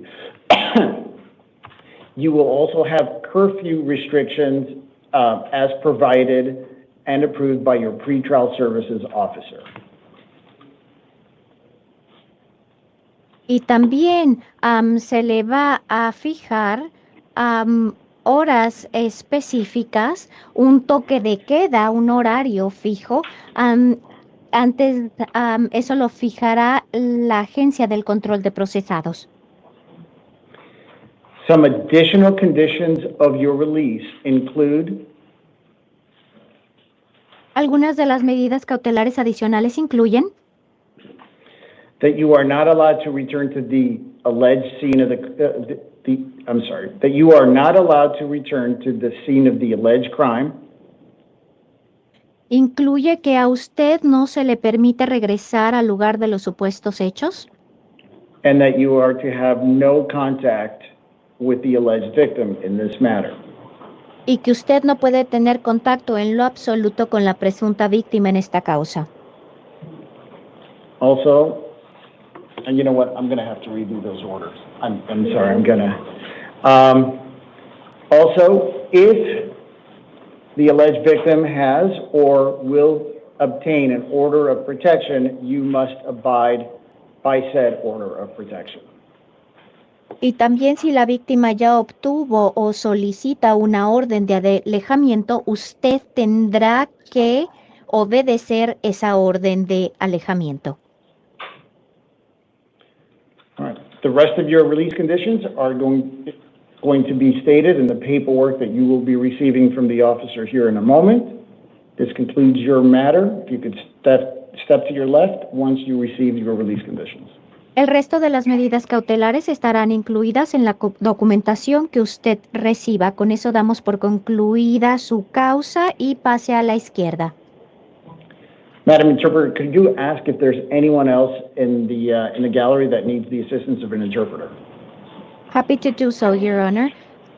Habla la intérprete. Si hay alguien más en la sala que necesite la ayuda del intérprete en español, levante la mano.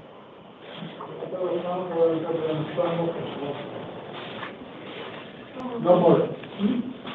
Okay. Oh. Apparently there is one more.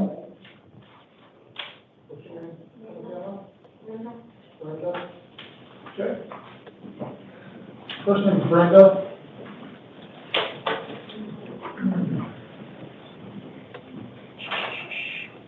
And Reyes Benzacourt. She is number 3 on your docket, Your Honor. Okay. Good morning, ma'am. Could you please give me your full name and date of birth? Buenos días, señorita. ¿Puede darme su nombre completo y su fecha de nacimiento? Brenda Yasmin Reyes Betancourt, marzo 26, 2005. Thank you. I'm sorry. I was waiting for the interpreter to translate. Thank you, Your Honor. The interpreter will ask for repetition. ¿Puede repetir, por favor, su nombre y su fecha de nacimiento? Brenda Yasmin Reyes Betancourt, marzo 26, 2005. Brenda Yasmin Reyes Betancourt, March 26, 2005. Thank you, Ms. Benzacourt. Gracias, señorita Betancourt. De nada. You're welcome.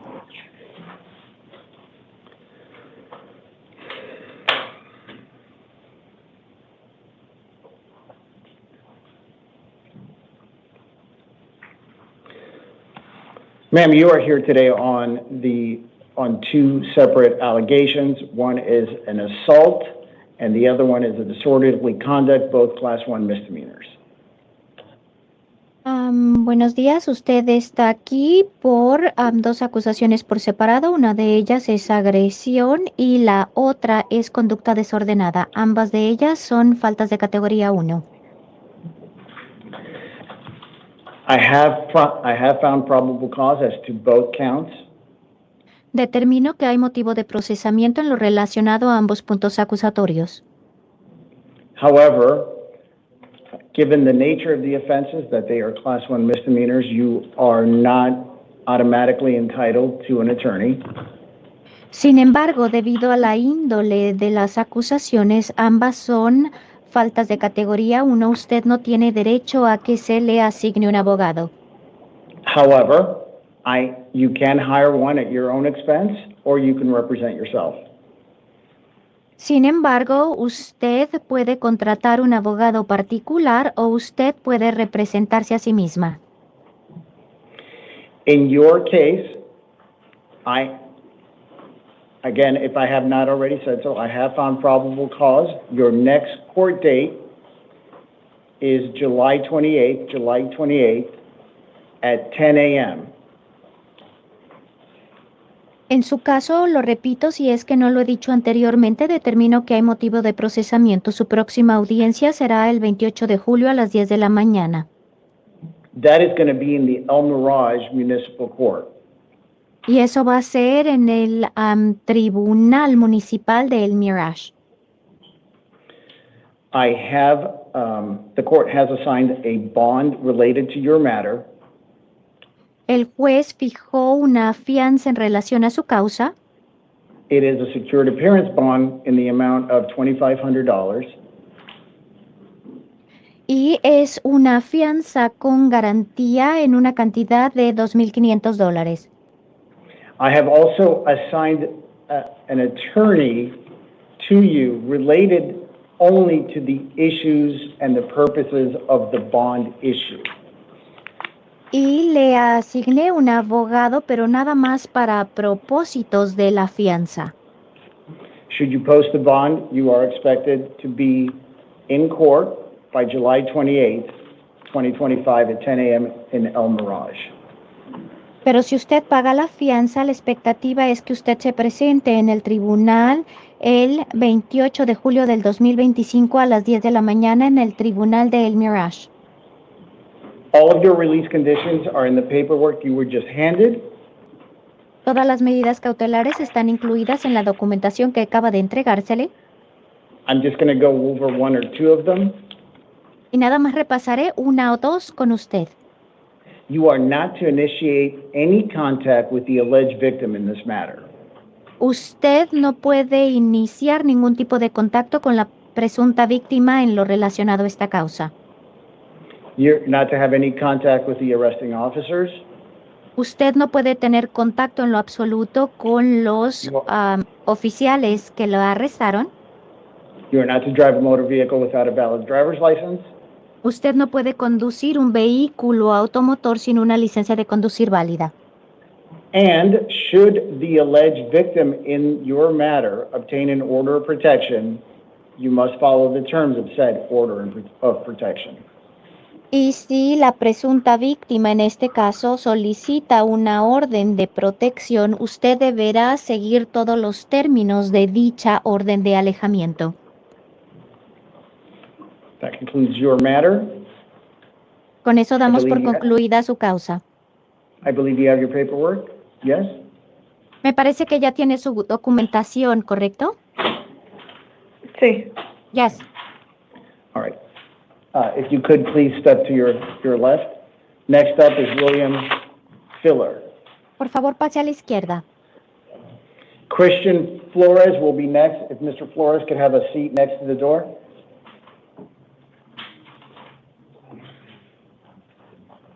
Good morning, Your Honor. Good morning, sir. Madam Interpreter, could we just one more time ask anybody from the gallery if they need the services of an interpreter? And Of course, Your Honor. Habla la intérprete. ¿Hay alguien más en la sala que necesite la ayuda del intérprete en español? Levante la mano. Okay, I don't see any hands going up. I thank you very much for your help this morning. You're welcome, Your Honor. Thank you. Hello, sir. Good morning. Please give me your full name and date of birth. William Allen Filer, 12976.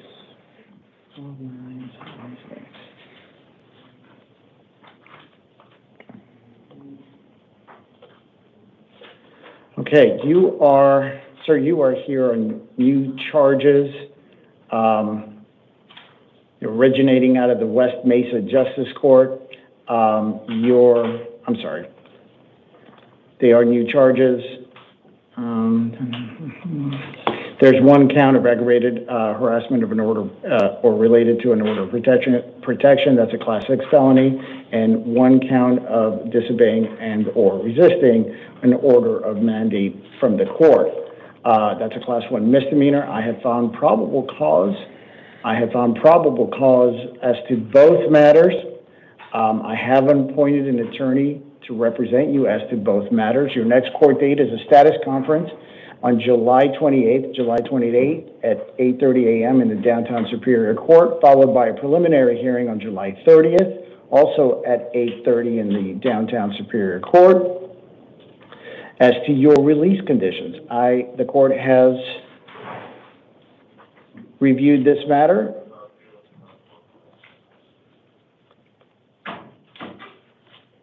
And I have instilled a $25,000 secured appearance bond. That is a secured appearance bond. In addition to the bond amount, You shall not be released from custody until an electronic monitoring device has been installed, and you would have curfew hours or curfew restrictions. Those are going to be provided to you by your pretrial services office. You just got some paperwork indicating all the release conditions related to your matter. I'm going to go through some of them. You are not to return to the scene of the alleged crime. You are not to have any contact with the alleged victims, have no contact with the arresting officers, and you must obey all the orders related to any order of protection that has been issued related to you in this matter. Or not just in this matter, but in general. That's it. This concludes your matter. If you could take a step to your left, please.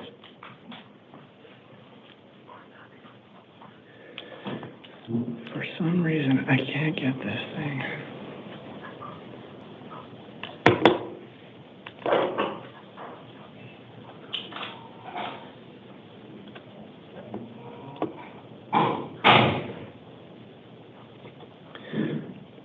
All right, Mr. Flores, come on in. Kenneth Wimmer, if I can have Kenneth Wimmer take a seat next to the door, please.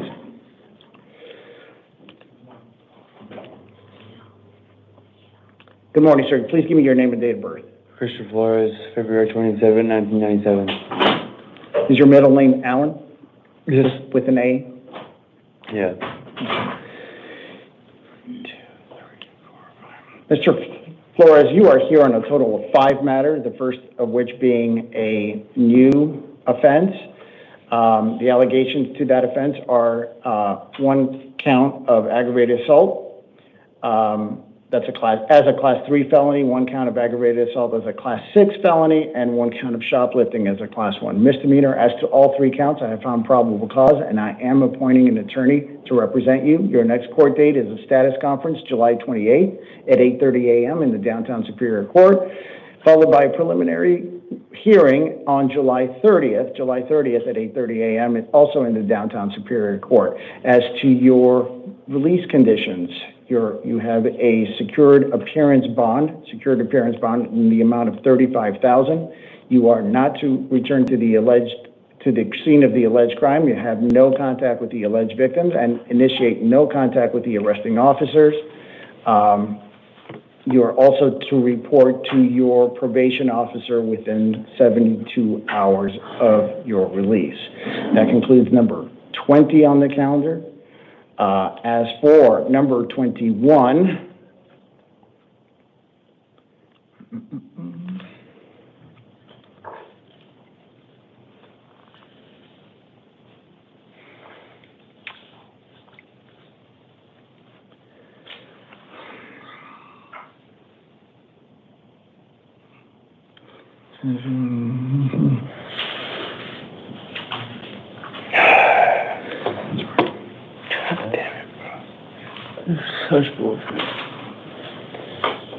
as for number 21, you are here on a bench warrant for a failure to appear for narcotic-related charges, possession of narcotics, a class 4 felony.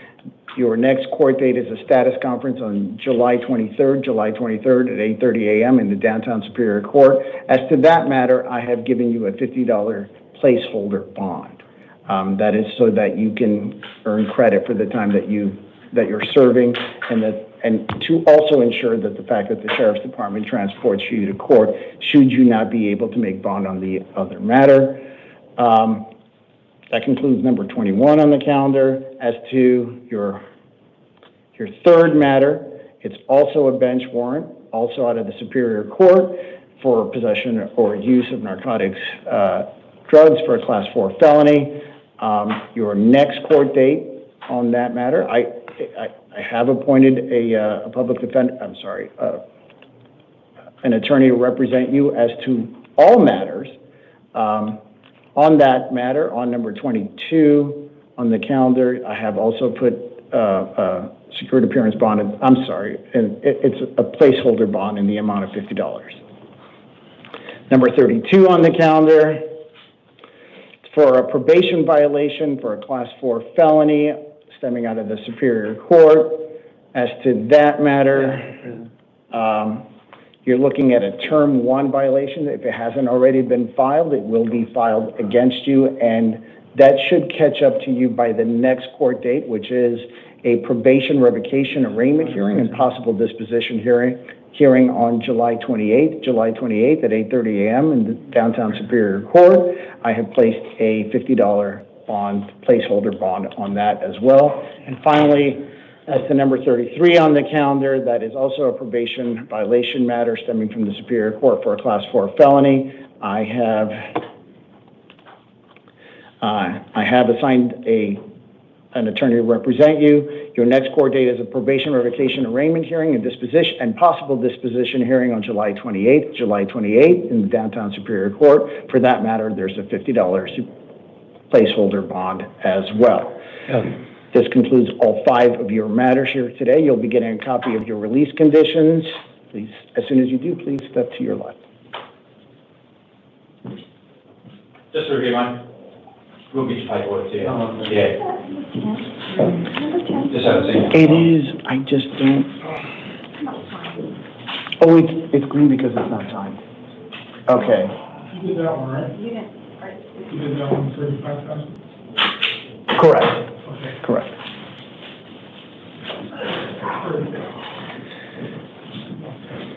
Christian, what do you?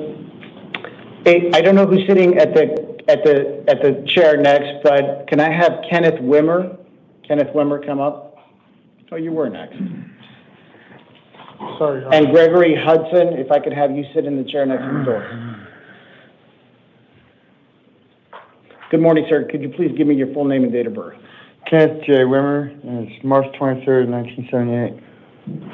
Okay, you are here on a new matter. You have 2 allegations of one of which being aggravated DUI, Class 4 felony, and the other one being not having an ignition interlock in your vehicle. That's a Class 1 misdemeanor. I have reviewed this matter. I have found probable cause as to both counts. I am appointing you an attorney to represent you in as to both counts. Your next court date is a status conference on July 28th at 8:30 a.m. in the downtown Superior Court, followed by a preliminary hearing on July 30th, also at 8:30 a.m. in the downtown Superior Court. I have found you bailable as a matter of right. Your current bond amount is a $10,000 secured appearance bond. That's $10,000 secured appearance. Let me see. You are going to get a copy of the court's findings as well as your release condition here handed to you momentarily. I believe that concludes your matter. Thank you. Oh, there's another one. I'm sorry.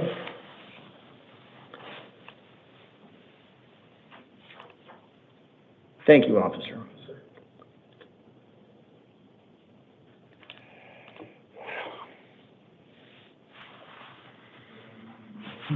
Wait.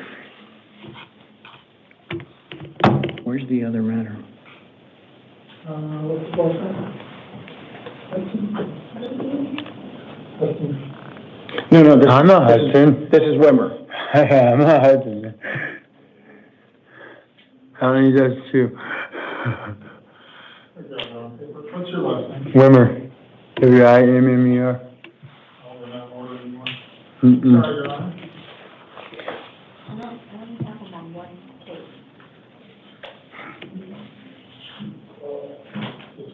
Again, $10,000 secured appearance bond.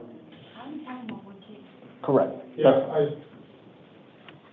it's in the back of I don't have paper for the. Yeah, the finance. Oh, okay, that's why I don't have it. Sorry, Your Honor, I was out of sequence.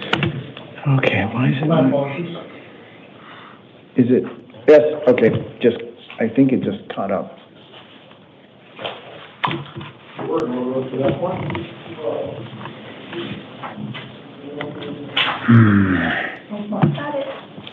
Okay, good.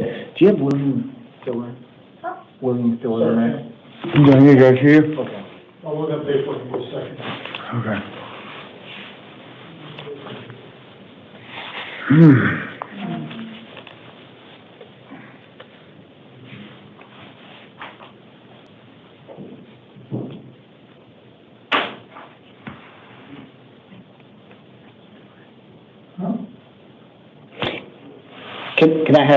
Can I have, just take a seat? And we'll get back. We'll get you a copy of your release conditions here as soon as it prints. William Filler is next. You got you? You have all your paperwork, Yeah, but you have all your paperwork as well? Okay, just making sure. All right, fantastic. I got Gregory Hudson next, right? That's what I've got lined up. His access number, Okay, you know. you can find it on my side.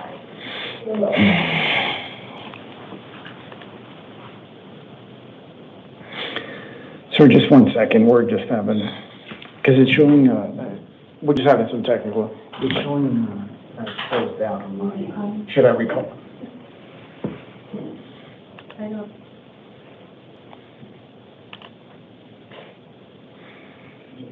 You can keep going, sir, I'll figure it out.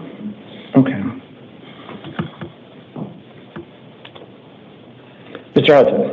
Sir, Could you please give me your full name and date of birth? it's Gregory Hudson, 9/12/1966. Thank you, sir. You are here on two matters. First, I'm going to go with the newest one first.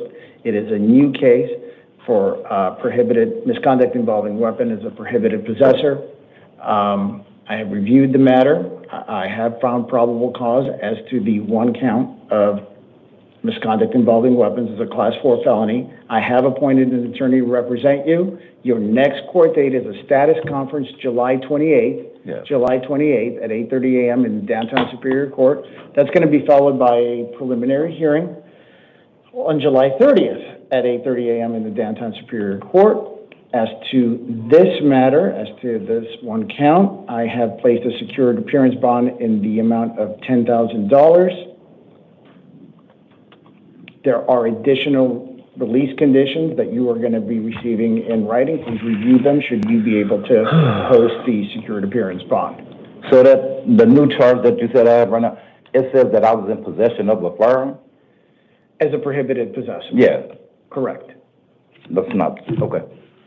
That's not true, but, because I was asleep when this incident happened. I was in the bed, literally asleep. It took place with my...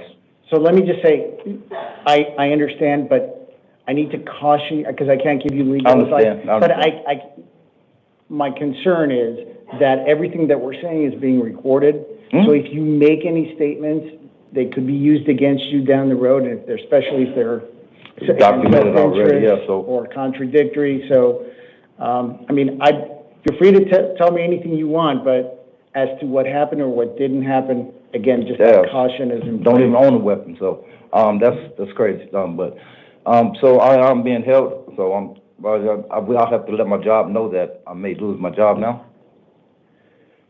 I believe you're able to make collect calls. I don't know if your employer would take a collect call.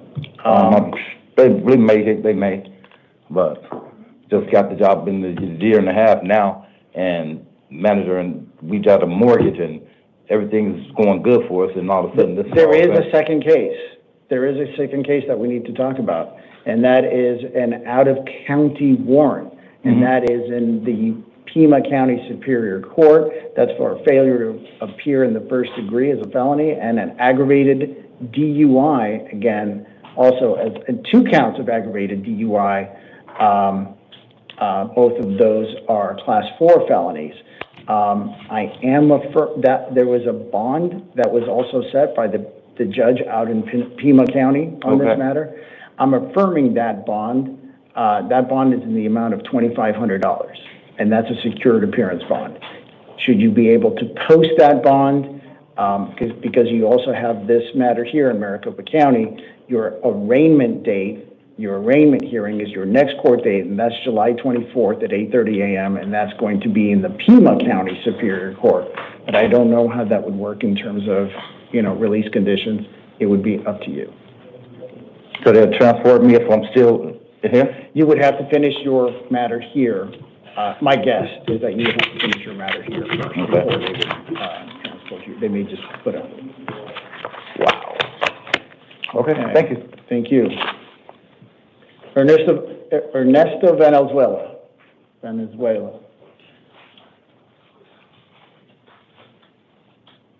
And Damian Hernandez, if I could have you sit in the chair next to the door, please. Please take a position next to the...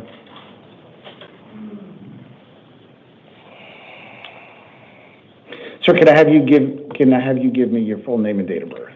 Ernesto Valenzuela, 9/21/89. Thank you, sir. You are here on new allegations, new charges, for one count of aggravated assault. That's a Class 3 felony. I have reviewed your case. I have determined that probable cause exists. Your next court date is, and I am appointing an attorney to represent you. Your next court date is a status conference on July 28th at 8:30 a.m. in the downtown Superior Court. That's going to be followed by a preliminary hearing on July 30th, also at 8:30 a.m., also in the downtown Superior Court. As to your release conditions, you have a bond, secured appearance bond in the amount of $15,000. In addition to that bond, some additional release conditions include that you not be released from jail until a electronic monitoring device is installed. Again, that's going to be prior to your release. You will also have curfew restrictions. Those are going to be determined by your pretrial services officer. Furthermore, you are not to return to the scene of the alleged crime or have any contact with the alleged victims in this matter. Also, if there is an order of protection or an additional order of protection that is issued, you are to abide by all the terms of those orders of protection. There are even more release conditions that are included in the paperwork that you just received. Okay. Thank you very much. If I could have you step to your left. Wait, no, you're right. You're good. You're good. Thank you very much.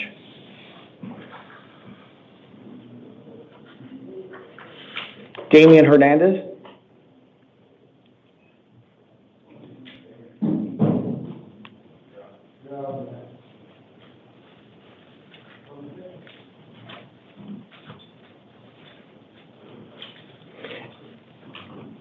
And if I can have Nicole Standing come to the chair next to the door.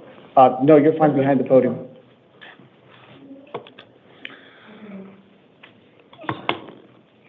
Good morning. Good afternoon, sir.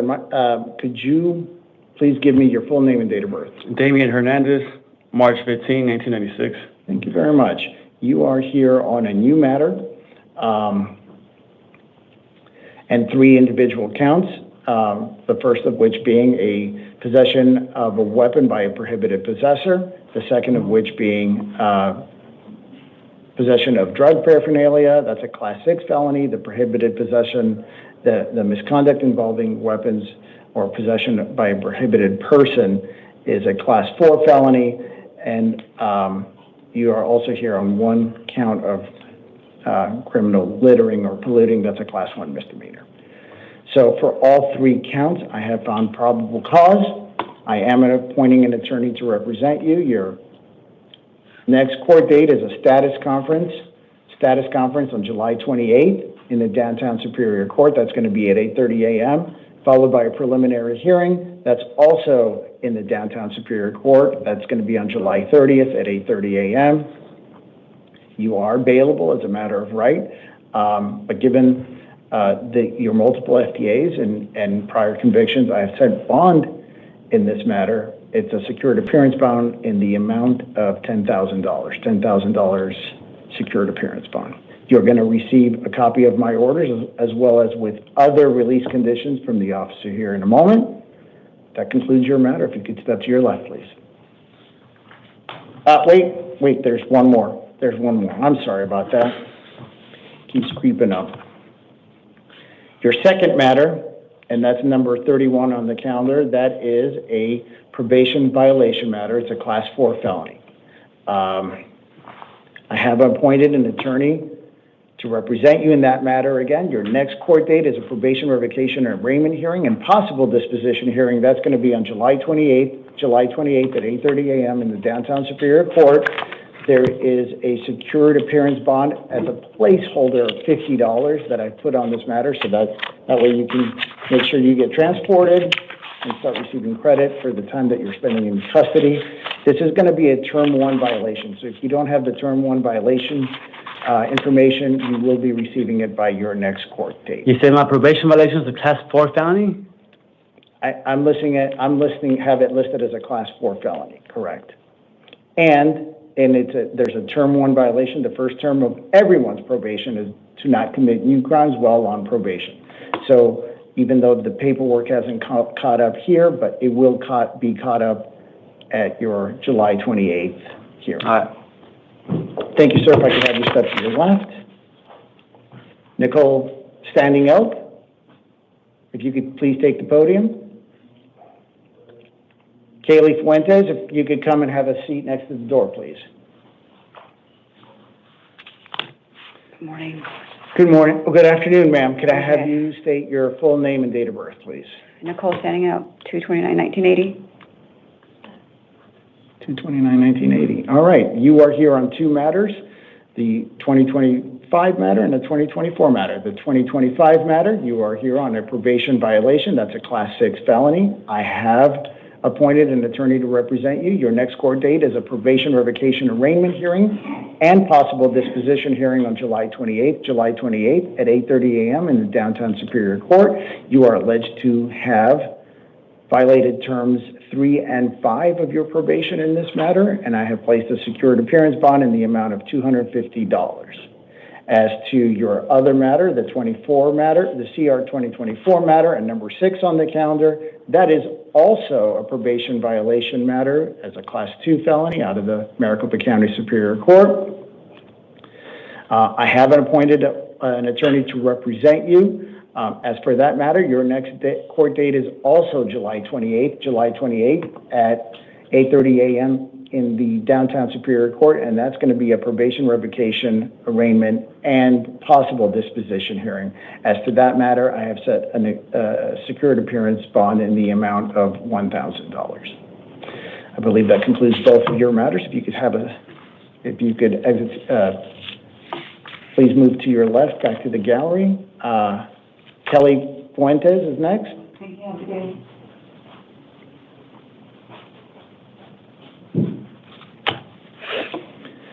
Well, ma'am, could you please give me your full name and date of birth? Kaylee Fuentes, June 2nd, 2004. Okay, thank you. Thank you very much. Ma'am, you are here on a new matter. It's an assault. It's a Class 1 misdemeanor. Typically for these matters, it's out of the Arrowhead Justice Court. Typically for these matters, one is not entitled to an attorney. However, you can hire an attorney to represent you at your own cost, or you could represent yourself. Your next court date is an arraignment hearing on July 24th at 8:30 a.m., and that's going to be in the Arrowhead Justice Court, the address and location of which is going to be in the paperwork that you are going to be receiving. As to this matter, I am placing a secured appearance bond in the amount of $1,000.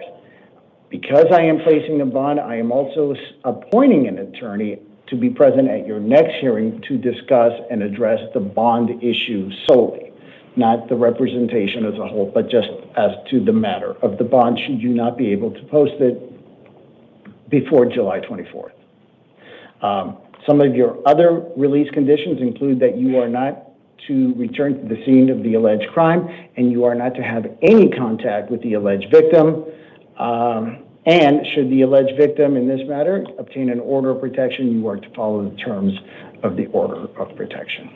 This concludes your matter. If you could please step to your left. I have a question. Oh, sure. Because she's my roommate, when can I go get my stuff? Do I need a police officer to escort me to go get it? Okay, that's a very good question. I will give you one civil standby order. Okay, thank you. So then you can, you would contact the police, make arrangements to then go get.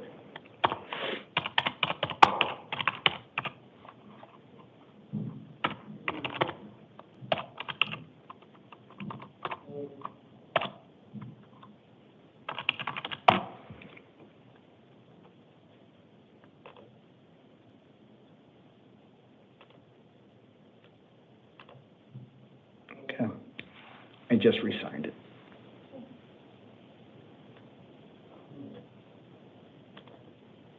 Okay, you're gonna get a copy of all the release conditions, plus everything that I talked about, plus a few more, along with a special note that says 1 civil standby order. You should be getting that here momentarily. If I could have you step to your left. Thank you. You'll be getting it in the gallery. Tedor Lekrick. Good morning, Your Honor. Sir, I apologize if I butchered your last name. Yeah, you did, but first one too. So it's Tabor Leclerc. Leclerc. Thank you, sir. You're welcome. All right. Please, give me your full name and date of birth. My name is Tabor Leclerc, 04/06/1988, sir. Thank you. You are here on a new matter, and they include two allegations of one being assault and the other one being disorderly conduct. Both of those are Class 1 misdemeanors. I have reviewed your case. I found there's at least probable cause for this matter. You generally, because these matters will be moving to the Buckeye Municipal Court for these types of matters. You're not entitled to an attorney. However, you can get an attorney if you know, at your own cost and expense, or you can or you can just represent yourself. However, as to the however, I am indicating that an attorney should be present at your next court date to address the issue of the bond. Given the fact that I am going to be imposing a bond of $1,000 in your matter, if you don't post it, that attorney will be there definitely at your next matter to address the issue of the bond. It's a secured appearance bond in the amount of $1,000. Your next court date is an arraignment hearing at 7:30 a.m. I'm sorry. Your next court date is an arraignment hearing at July 30th at 1 p.m. July 30th at 1 p.m., and that's going to be in the Buckeye Municipal Court. Anything? No. I'm going to go over some of the release conditions, not all of them. You are not to return to the scene of the crime. You are not, of the alleged crime, you are not to have any contact with the alleged victims in this matter or contact the arresting officers. And if there is an order of protection issued in this matter or to be issued, you are to comply with all terms of that order of protection. Having said that, do you require a civil standby order? Yes, Your Honor. Also, is there any possible way that I could do like get leniency for personal recognizance or something? I'm a student at MMI and I'm in my last 3 weeks of school before I graduate. Money is not exactly in my favor right now. But my graduation is right there. So this is kind of...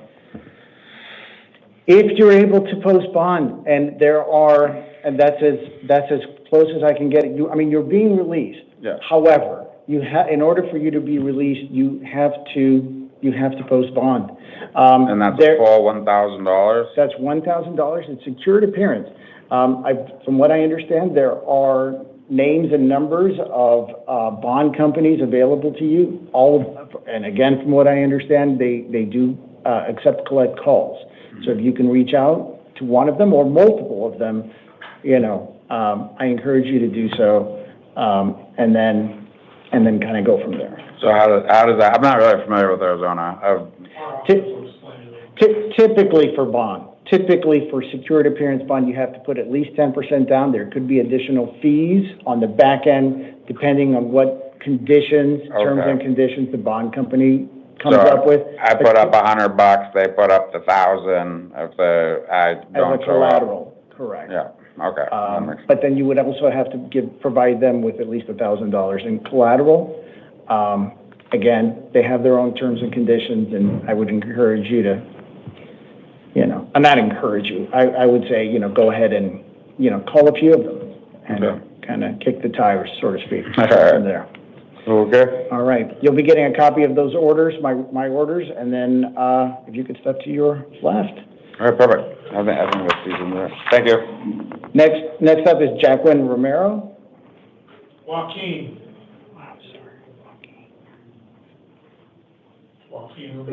Yes, sir. Sorry about that.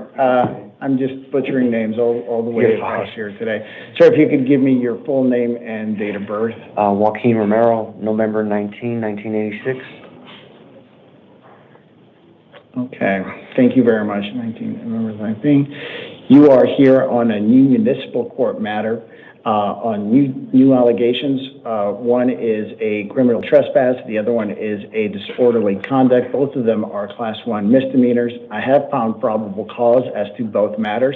However, for these types of matters, because this is a municipal court matter, you do not get an attorney automatically appointed to you. Your next, although you can hire one to represent you or represent yourself, your next court date is an arraignment hearing, and that's at July 30th at 1 p.m., and that's going to be in the Buckeye Municipal Court. As to your matter, there is a $2,500 secured appearance bond. That's a $2,500 secured appearance bond. In addition to that, you have certain release conditions. I'm not going to go through all of them. I'm just going to go through some of them. You're not to return to the scene of the alleged crime, or have any contact with the alleged victims, or initiate any contact with the arresting officers. The rest of your terms and release conditions you'll be getting here by the officer shortly. This concludes your matter. In fact, you step to your left. I just have a quick question, Your Honor. Oh, sure. So in order for me to be released today, I need to make bail? Correct. $2,500, that's secured appearance bond. I don't know if you heard what I just said to the other gentleman, but there are names and numbers of bond agencies that do receive collect calls that you can contact to make arrangements for such a bond. Okay, thank you. Thank you. Christy Rodriguez. Vivian Samaniego, you're next. If I could have you take a seat next to the door, please. Good afternoon, ma'am. Could I have you give me your full name and date of birth? Christy Rodriguez, 12/25/93.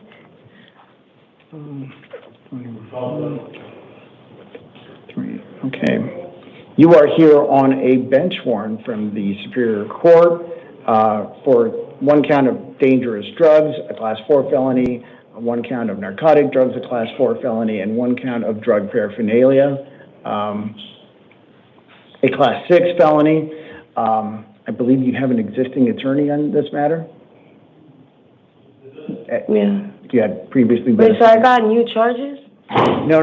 This is just a bench warrant for your failure to appear. Oh, okay. Previously to this, you had an attorney appointed, so Yeah. if you had an attorney previously appointed, you do have an existing one. I'm not going to appoint you new counsel. Okay. You should be meeting with that new attorney or their representative at your next court date, which is a disposition hearing on July 28th, and the Downtown Superior Court. That's going to be at 8:30 a.m. In your matter, release conditions include a cash-only bond in the amount of $500. Cash-only bond in the amount of $500. That's different from secured appearance. You would have to produce, you or an agency would have to produce the entirety of that $500 in order for you to be released. Your other matter in this case, you have two, is number 28 on the calendar, and that is for shoplifting or removal of goods. That's also a bench warrant for your failure to show up for your sentencing. Your next, I believe you have an attorney on that case as well, so I'm not going to appoint you counsel. Your next court date is a status conference on July 28th at 8:30 a.m. in Downtown Superior Court. For that, you have a $1,000 cash-only appearance bond. $1,000 cash-only appearance bond. There are additional terms and conditions that are also listed in the paperwork you just received, should you be able to make the bond, pay the bond amount. This concludes both of your matters on the calendar. If you could step to your left, please. Okay. Ms. Samaniego?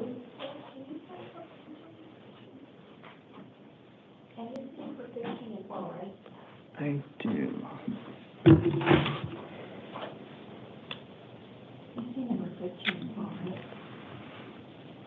Oh, did I skip it? No, I was just checking to make sure I can clear it. Did I sign it? Yeah, but some of them are, you missed them, so I wasn't sure if I think I have. Yeah, no, we just saw him. Okay.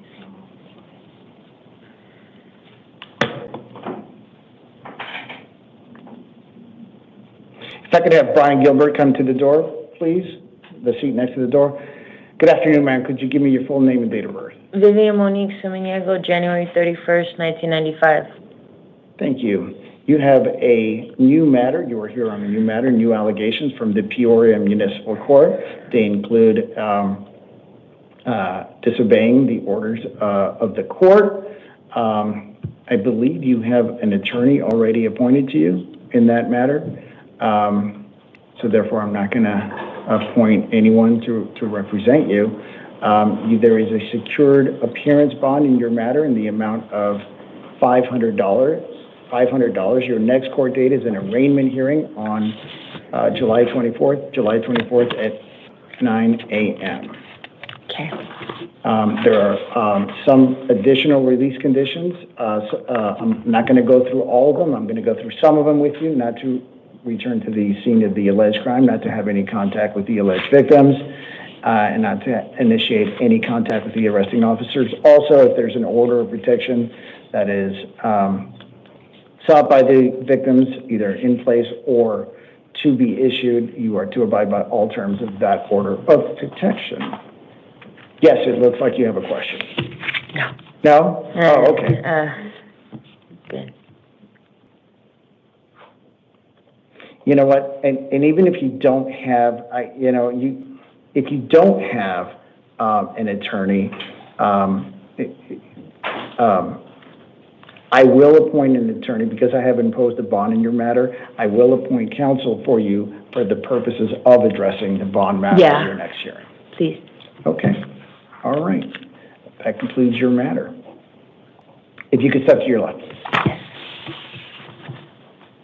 Brian Gilbert. Rihanna Poole, if I can have you sit in the chair next to the door, please. Good morning. Good afternoon, sir. Could you please give me your full name and date of birth? Brian Thomas Gilbert, August 16th of 2005. Thank you very much. You are here on a new case, new matters. Two counts, two separate counts. One is criminal damage and the other one is disorderly conduct. Both of them are class 1 misdemeanors. Given the nature of the offense, you're not entitled to an attorney. However, you can always hire one to represent you, or you could represent yourself. Your next court date is an arraignment hearing on August 19th. August 19th, you're going to get a copy of that in writing. August 19th at 1:30 p.m. And that's going to be in the Surprise Municipal Court. As to this matter, I am going to release you on your own recognizance. There are some conditions of your release. You're not to return to the alleged scene of the crime or have any contact with the alleged victim.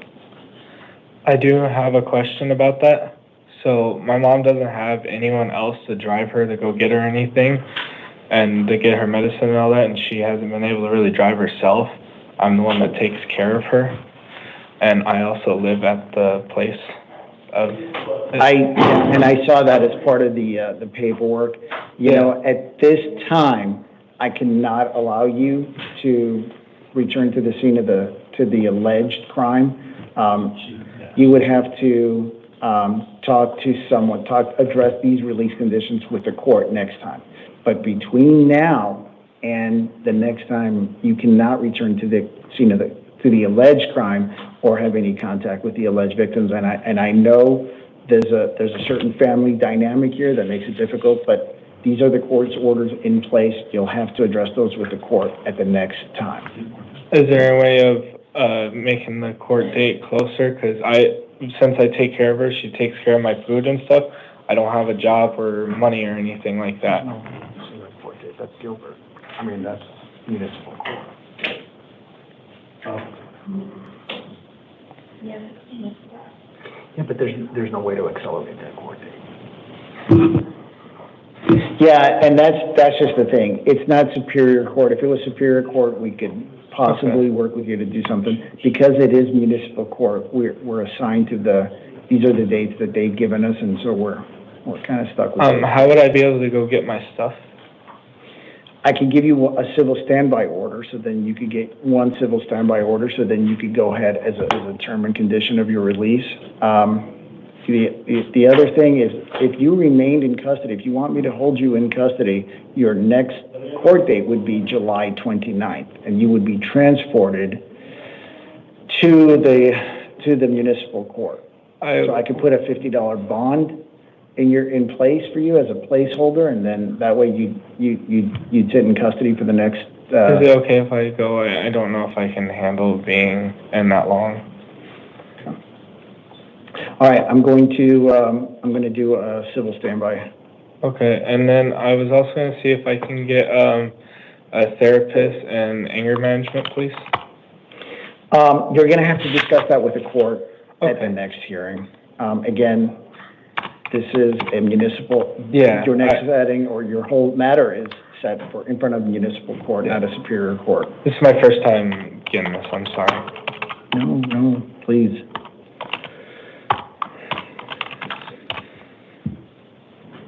All right, I'm going to have to I just re-signed and reprinted that. So I'm giving you one civil standby order.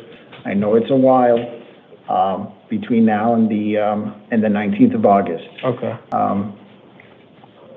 And I can have... But it's important. Yeah, you can go there once, get your stuff, but it's important that you comply with the court orders, or else you may be back here again for violating court orders, and then that's a whole different dynamic. Can I have other people go get my stuff? Because I want to say I have a full garage full of tool stuff, and there's like 10 cars there and stuff like that. You know, you can't initiate, contact either by yourself or, through third parties to, you can maybe see if you can organize enough to have, enough people join you to help maybe take it out in that one time, in that one,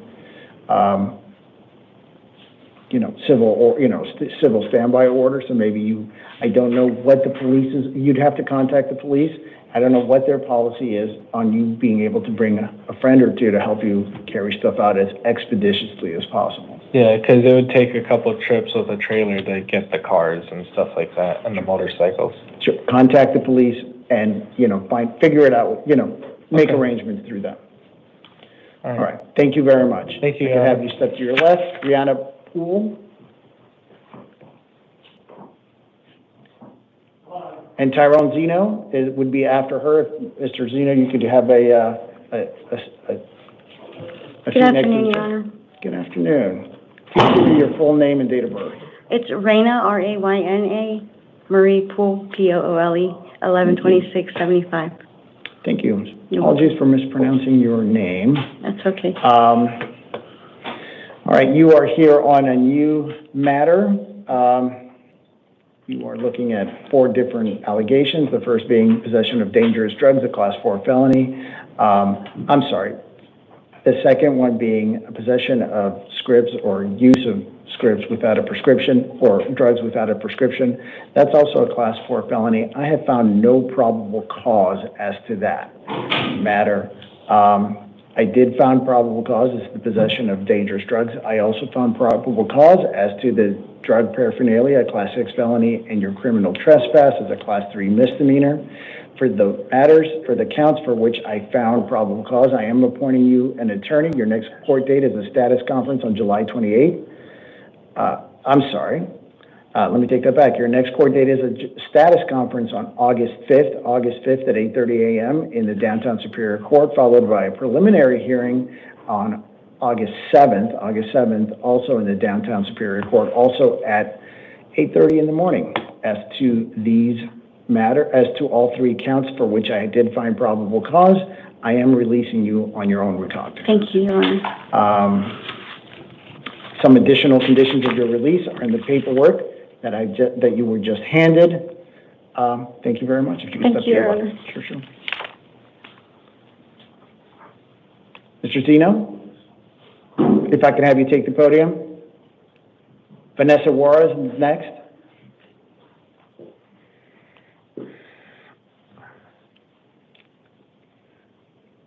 Good afternoon, sir. Please give me your full name and date of birth.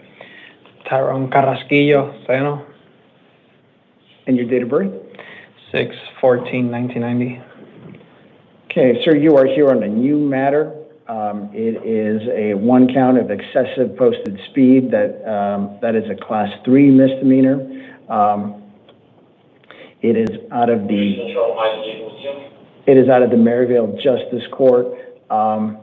Typically for these charges, and given the nature of the charges, you're not entitled to a court-appointed attorney. However, you can hire one at your own expense, or you can represent yourself. Your next court date is an arraignment hearing, on August 6th at 11 a.m., again, in the Maryvale Justice Court.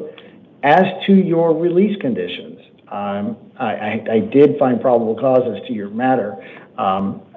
Regarding your release conditions, I am releasing you on your own recognizance. That is your promise to appear at the next court date, August 6th, in the Maryvale Justice Court. Some additional conditions of your release are also provided to you in writing. The paperwork that you just received. Sounds good. Do you understand your release conditions? Yes. Okay. Thank you very much. Vanessa Juarez?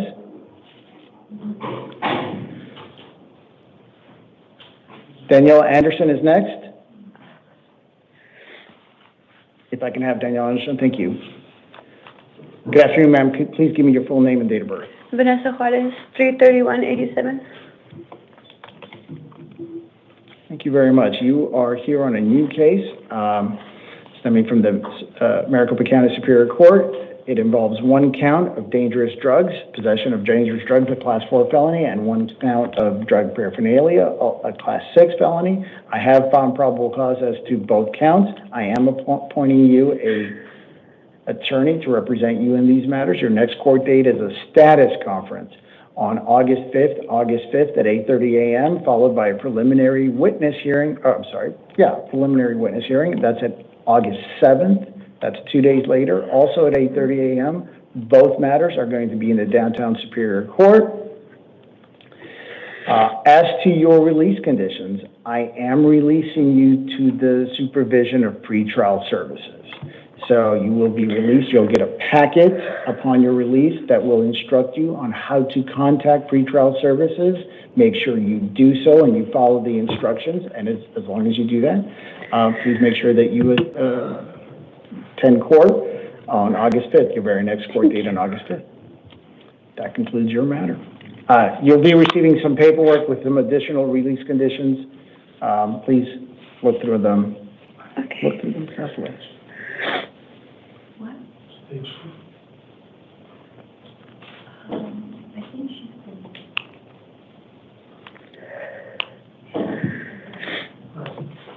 Is that it? There's no page 2 or anything. Huh? There's no page 2 on this. You might not be able to dock. There's no one in. Okay. Hello. They told me about everything. Okay. Ma'am, please give me your full name and date of birth. Danielle Anderson, 4/21/86. I have something to say too. Yes. Yes. We're gonna.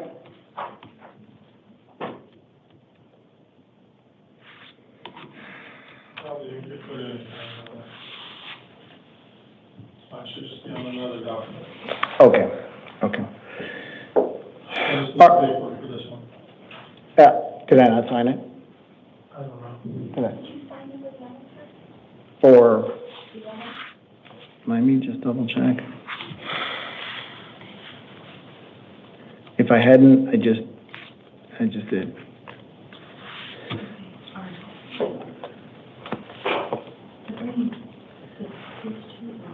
Could I ask you for your full name and date of birth? Danielle Shanta Anderson, 4/21/86. Thank you very much. You are here for an arrest warrant for 2 counts of aggravated DUI, both class 4 felonies, 2 counts of aggravated DUI with a passenger under 15. Those are class 6 felonies, and 1 count each of, 3 What? How is all this on there? 4 total counts of aggravated DUI with a passenger under the age of 15, 1 count of aggravated DUI with a BAC, blood alcohol concentration of above an 0.8, and 1 count of aggravated DUI with a BAC above a 1.5. All of those are Class 6 felonies. We're gonna chat in a second, I promise. I have found probable cause as to all matters. I have appointed an attorney to represent you. Your next court date is a status conference on August 5th at 8:30 a.m., followed by a preliminary hearing, and August 7th also at 8:30 a.m. That is, both of those matters are set to be in the downtown Superior Court. Now, as to your release conditions, I am releasing you on supervised release, basically to the pretrial services. Okay. Again, you'll be receiving information in an envelope on how to contact pretrial services on your release. And I know you've been talking to me about, yes. The address that this went to, I cannot be there. It's a order of protection. It's my mom's ex-boyfriend. So I didn't get the court date. And that's what I figured happened. Yeah. So they sent it to an address. That's what and I'm not sure, but I kind of guessed that that's what happened. Yeah. They sent it to an address that you didn't receive it. Yeah. That's why. They got a order of protection on me, so I can't go to the address. That's why typically on these cases, there's a by me, if they're reviewed by me, I can't speak for other judicial officers, but typically for me, there's a dollar amount that's associated for ag DUIs. For you, there isn't. Okay, thank you. You're just gonna be checking in with pretrial services. I figured you didn't have notice of this hearing. I'm sorry, you didn't have notice of your matter. Yeah. It got crossed in the mail somewhere. So just check in. You'll be getting it. Just call them. Okay. You'll be getting their information. Just call them when you get out and let them know, that you're just checking in. They'll just tell you what to do in terms of what else you need to do, and then you're off to your next hearing. You should be released here in a few hours. Okay. Thank you so much. Thank you. You can step to your left. Go back to you. All right. We're still waiting on 10 to be signed, so we'll get out of here. Is 10 not signed yet? I wasn't able to complete it before you signed it. Oh, I see.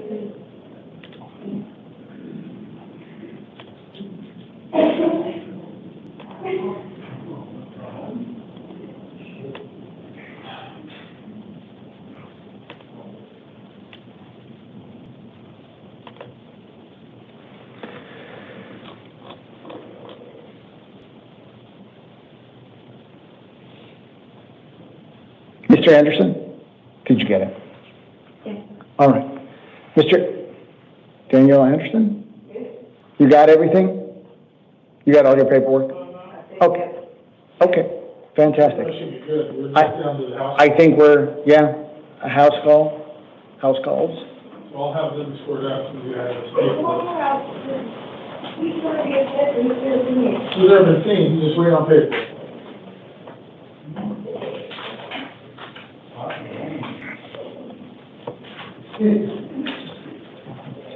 Ken, here's your paperwork, Ken.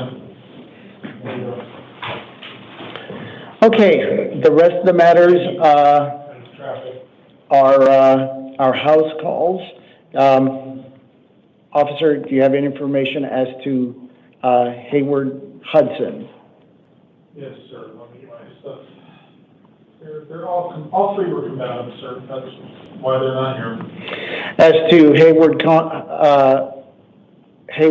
Hudson, Cassius Collins, and Jermaine Hernandez, it is information to the court that all three defendants were either a danger to themselves or others, and were thus not transported.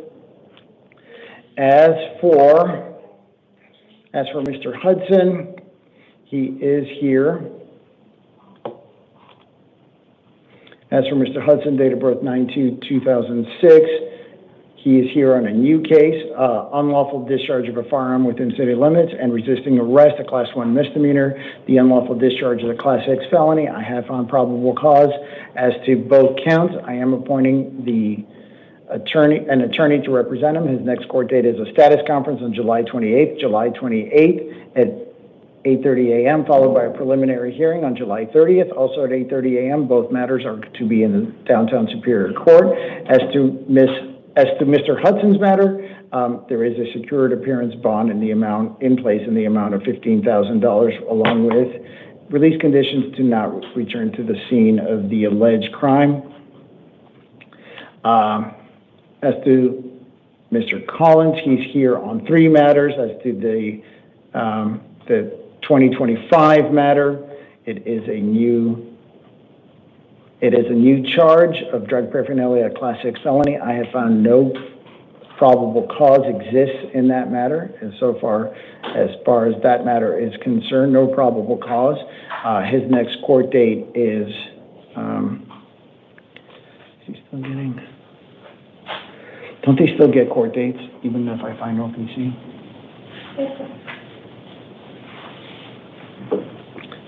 We'll wait on the court date on that. As to number 18 on the calendar, Mr. Collins is here on a probation violation warrant for a Class 6 drug paraphernalia felony.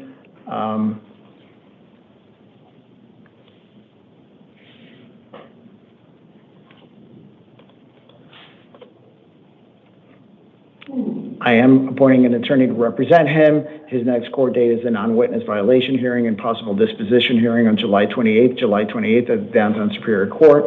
He has a secured appearance bond in the amount of $250 in that matter. As for number 17 on the calendar,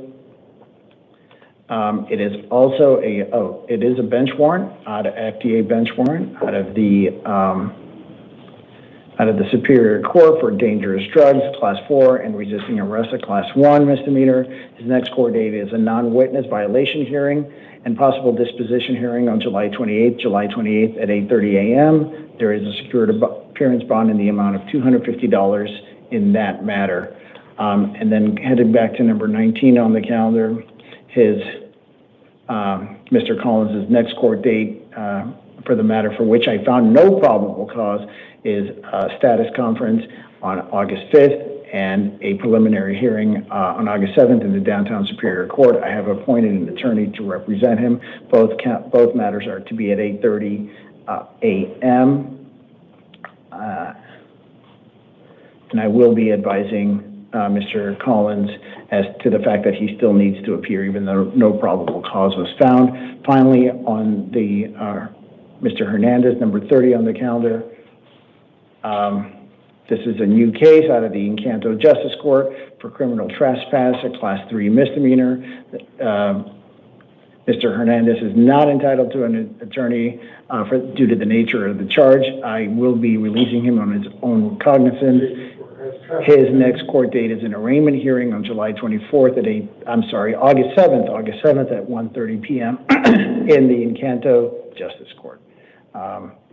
This includes this calendar. If I am inclined to follow the recommendations that I just stated on record, if my inclination changes in any way, I will not come back to the record. They will just be those changes will be reflected in the judicial order. I believe this concludes the 11 o'clock calendar for July 21st. I am. Yeah.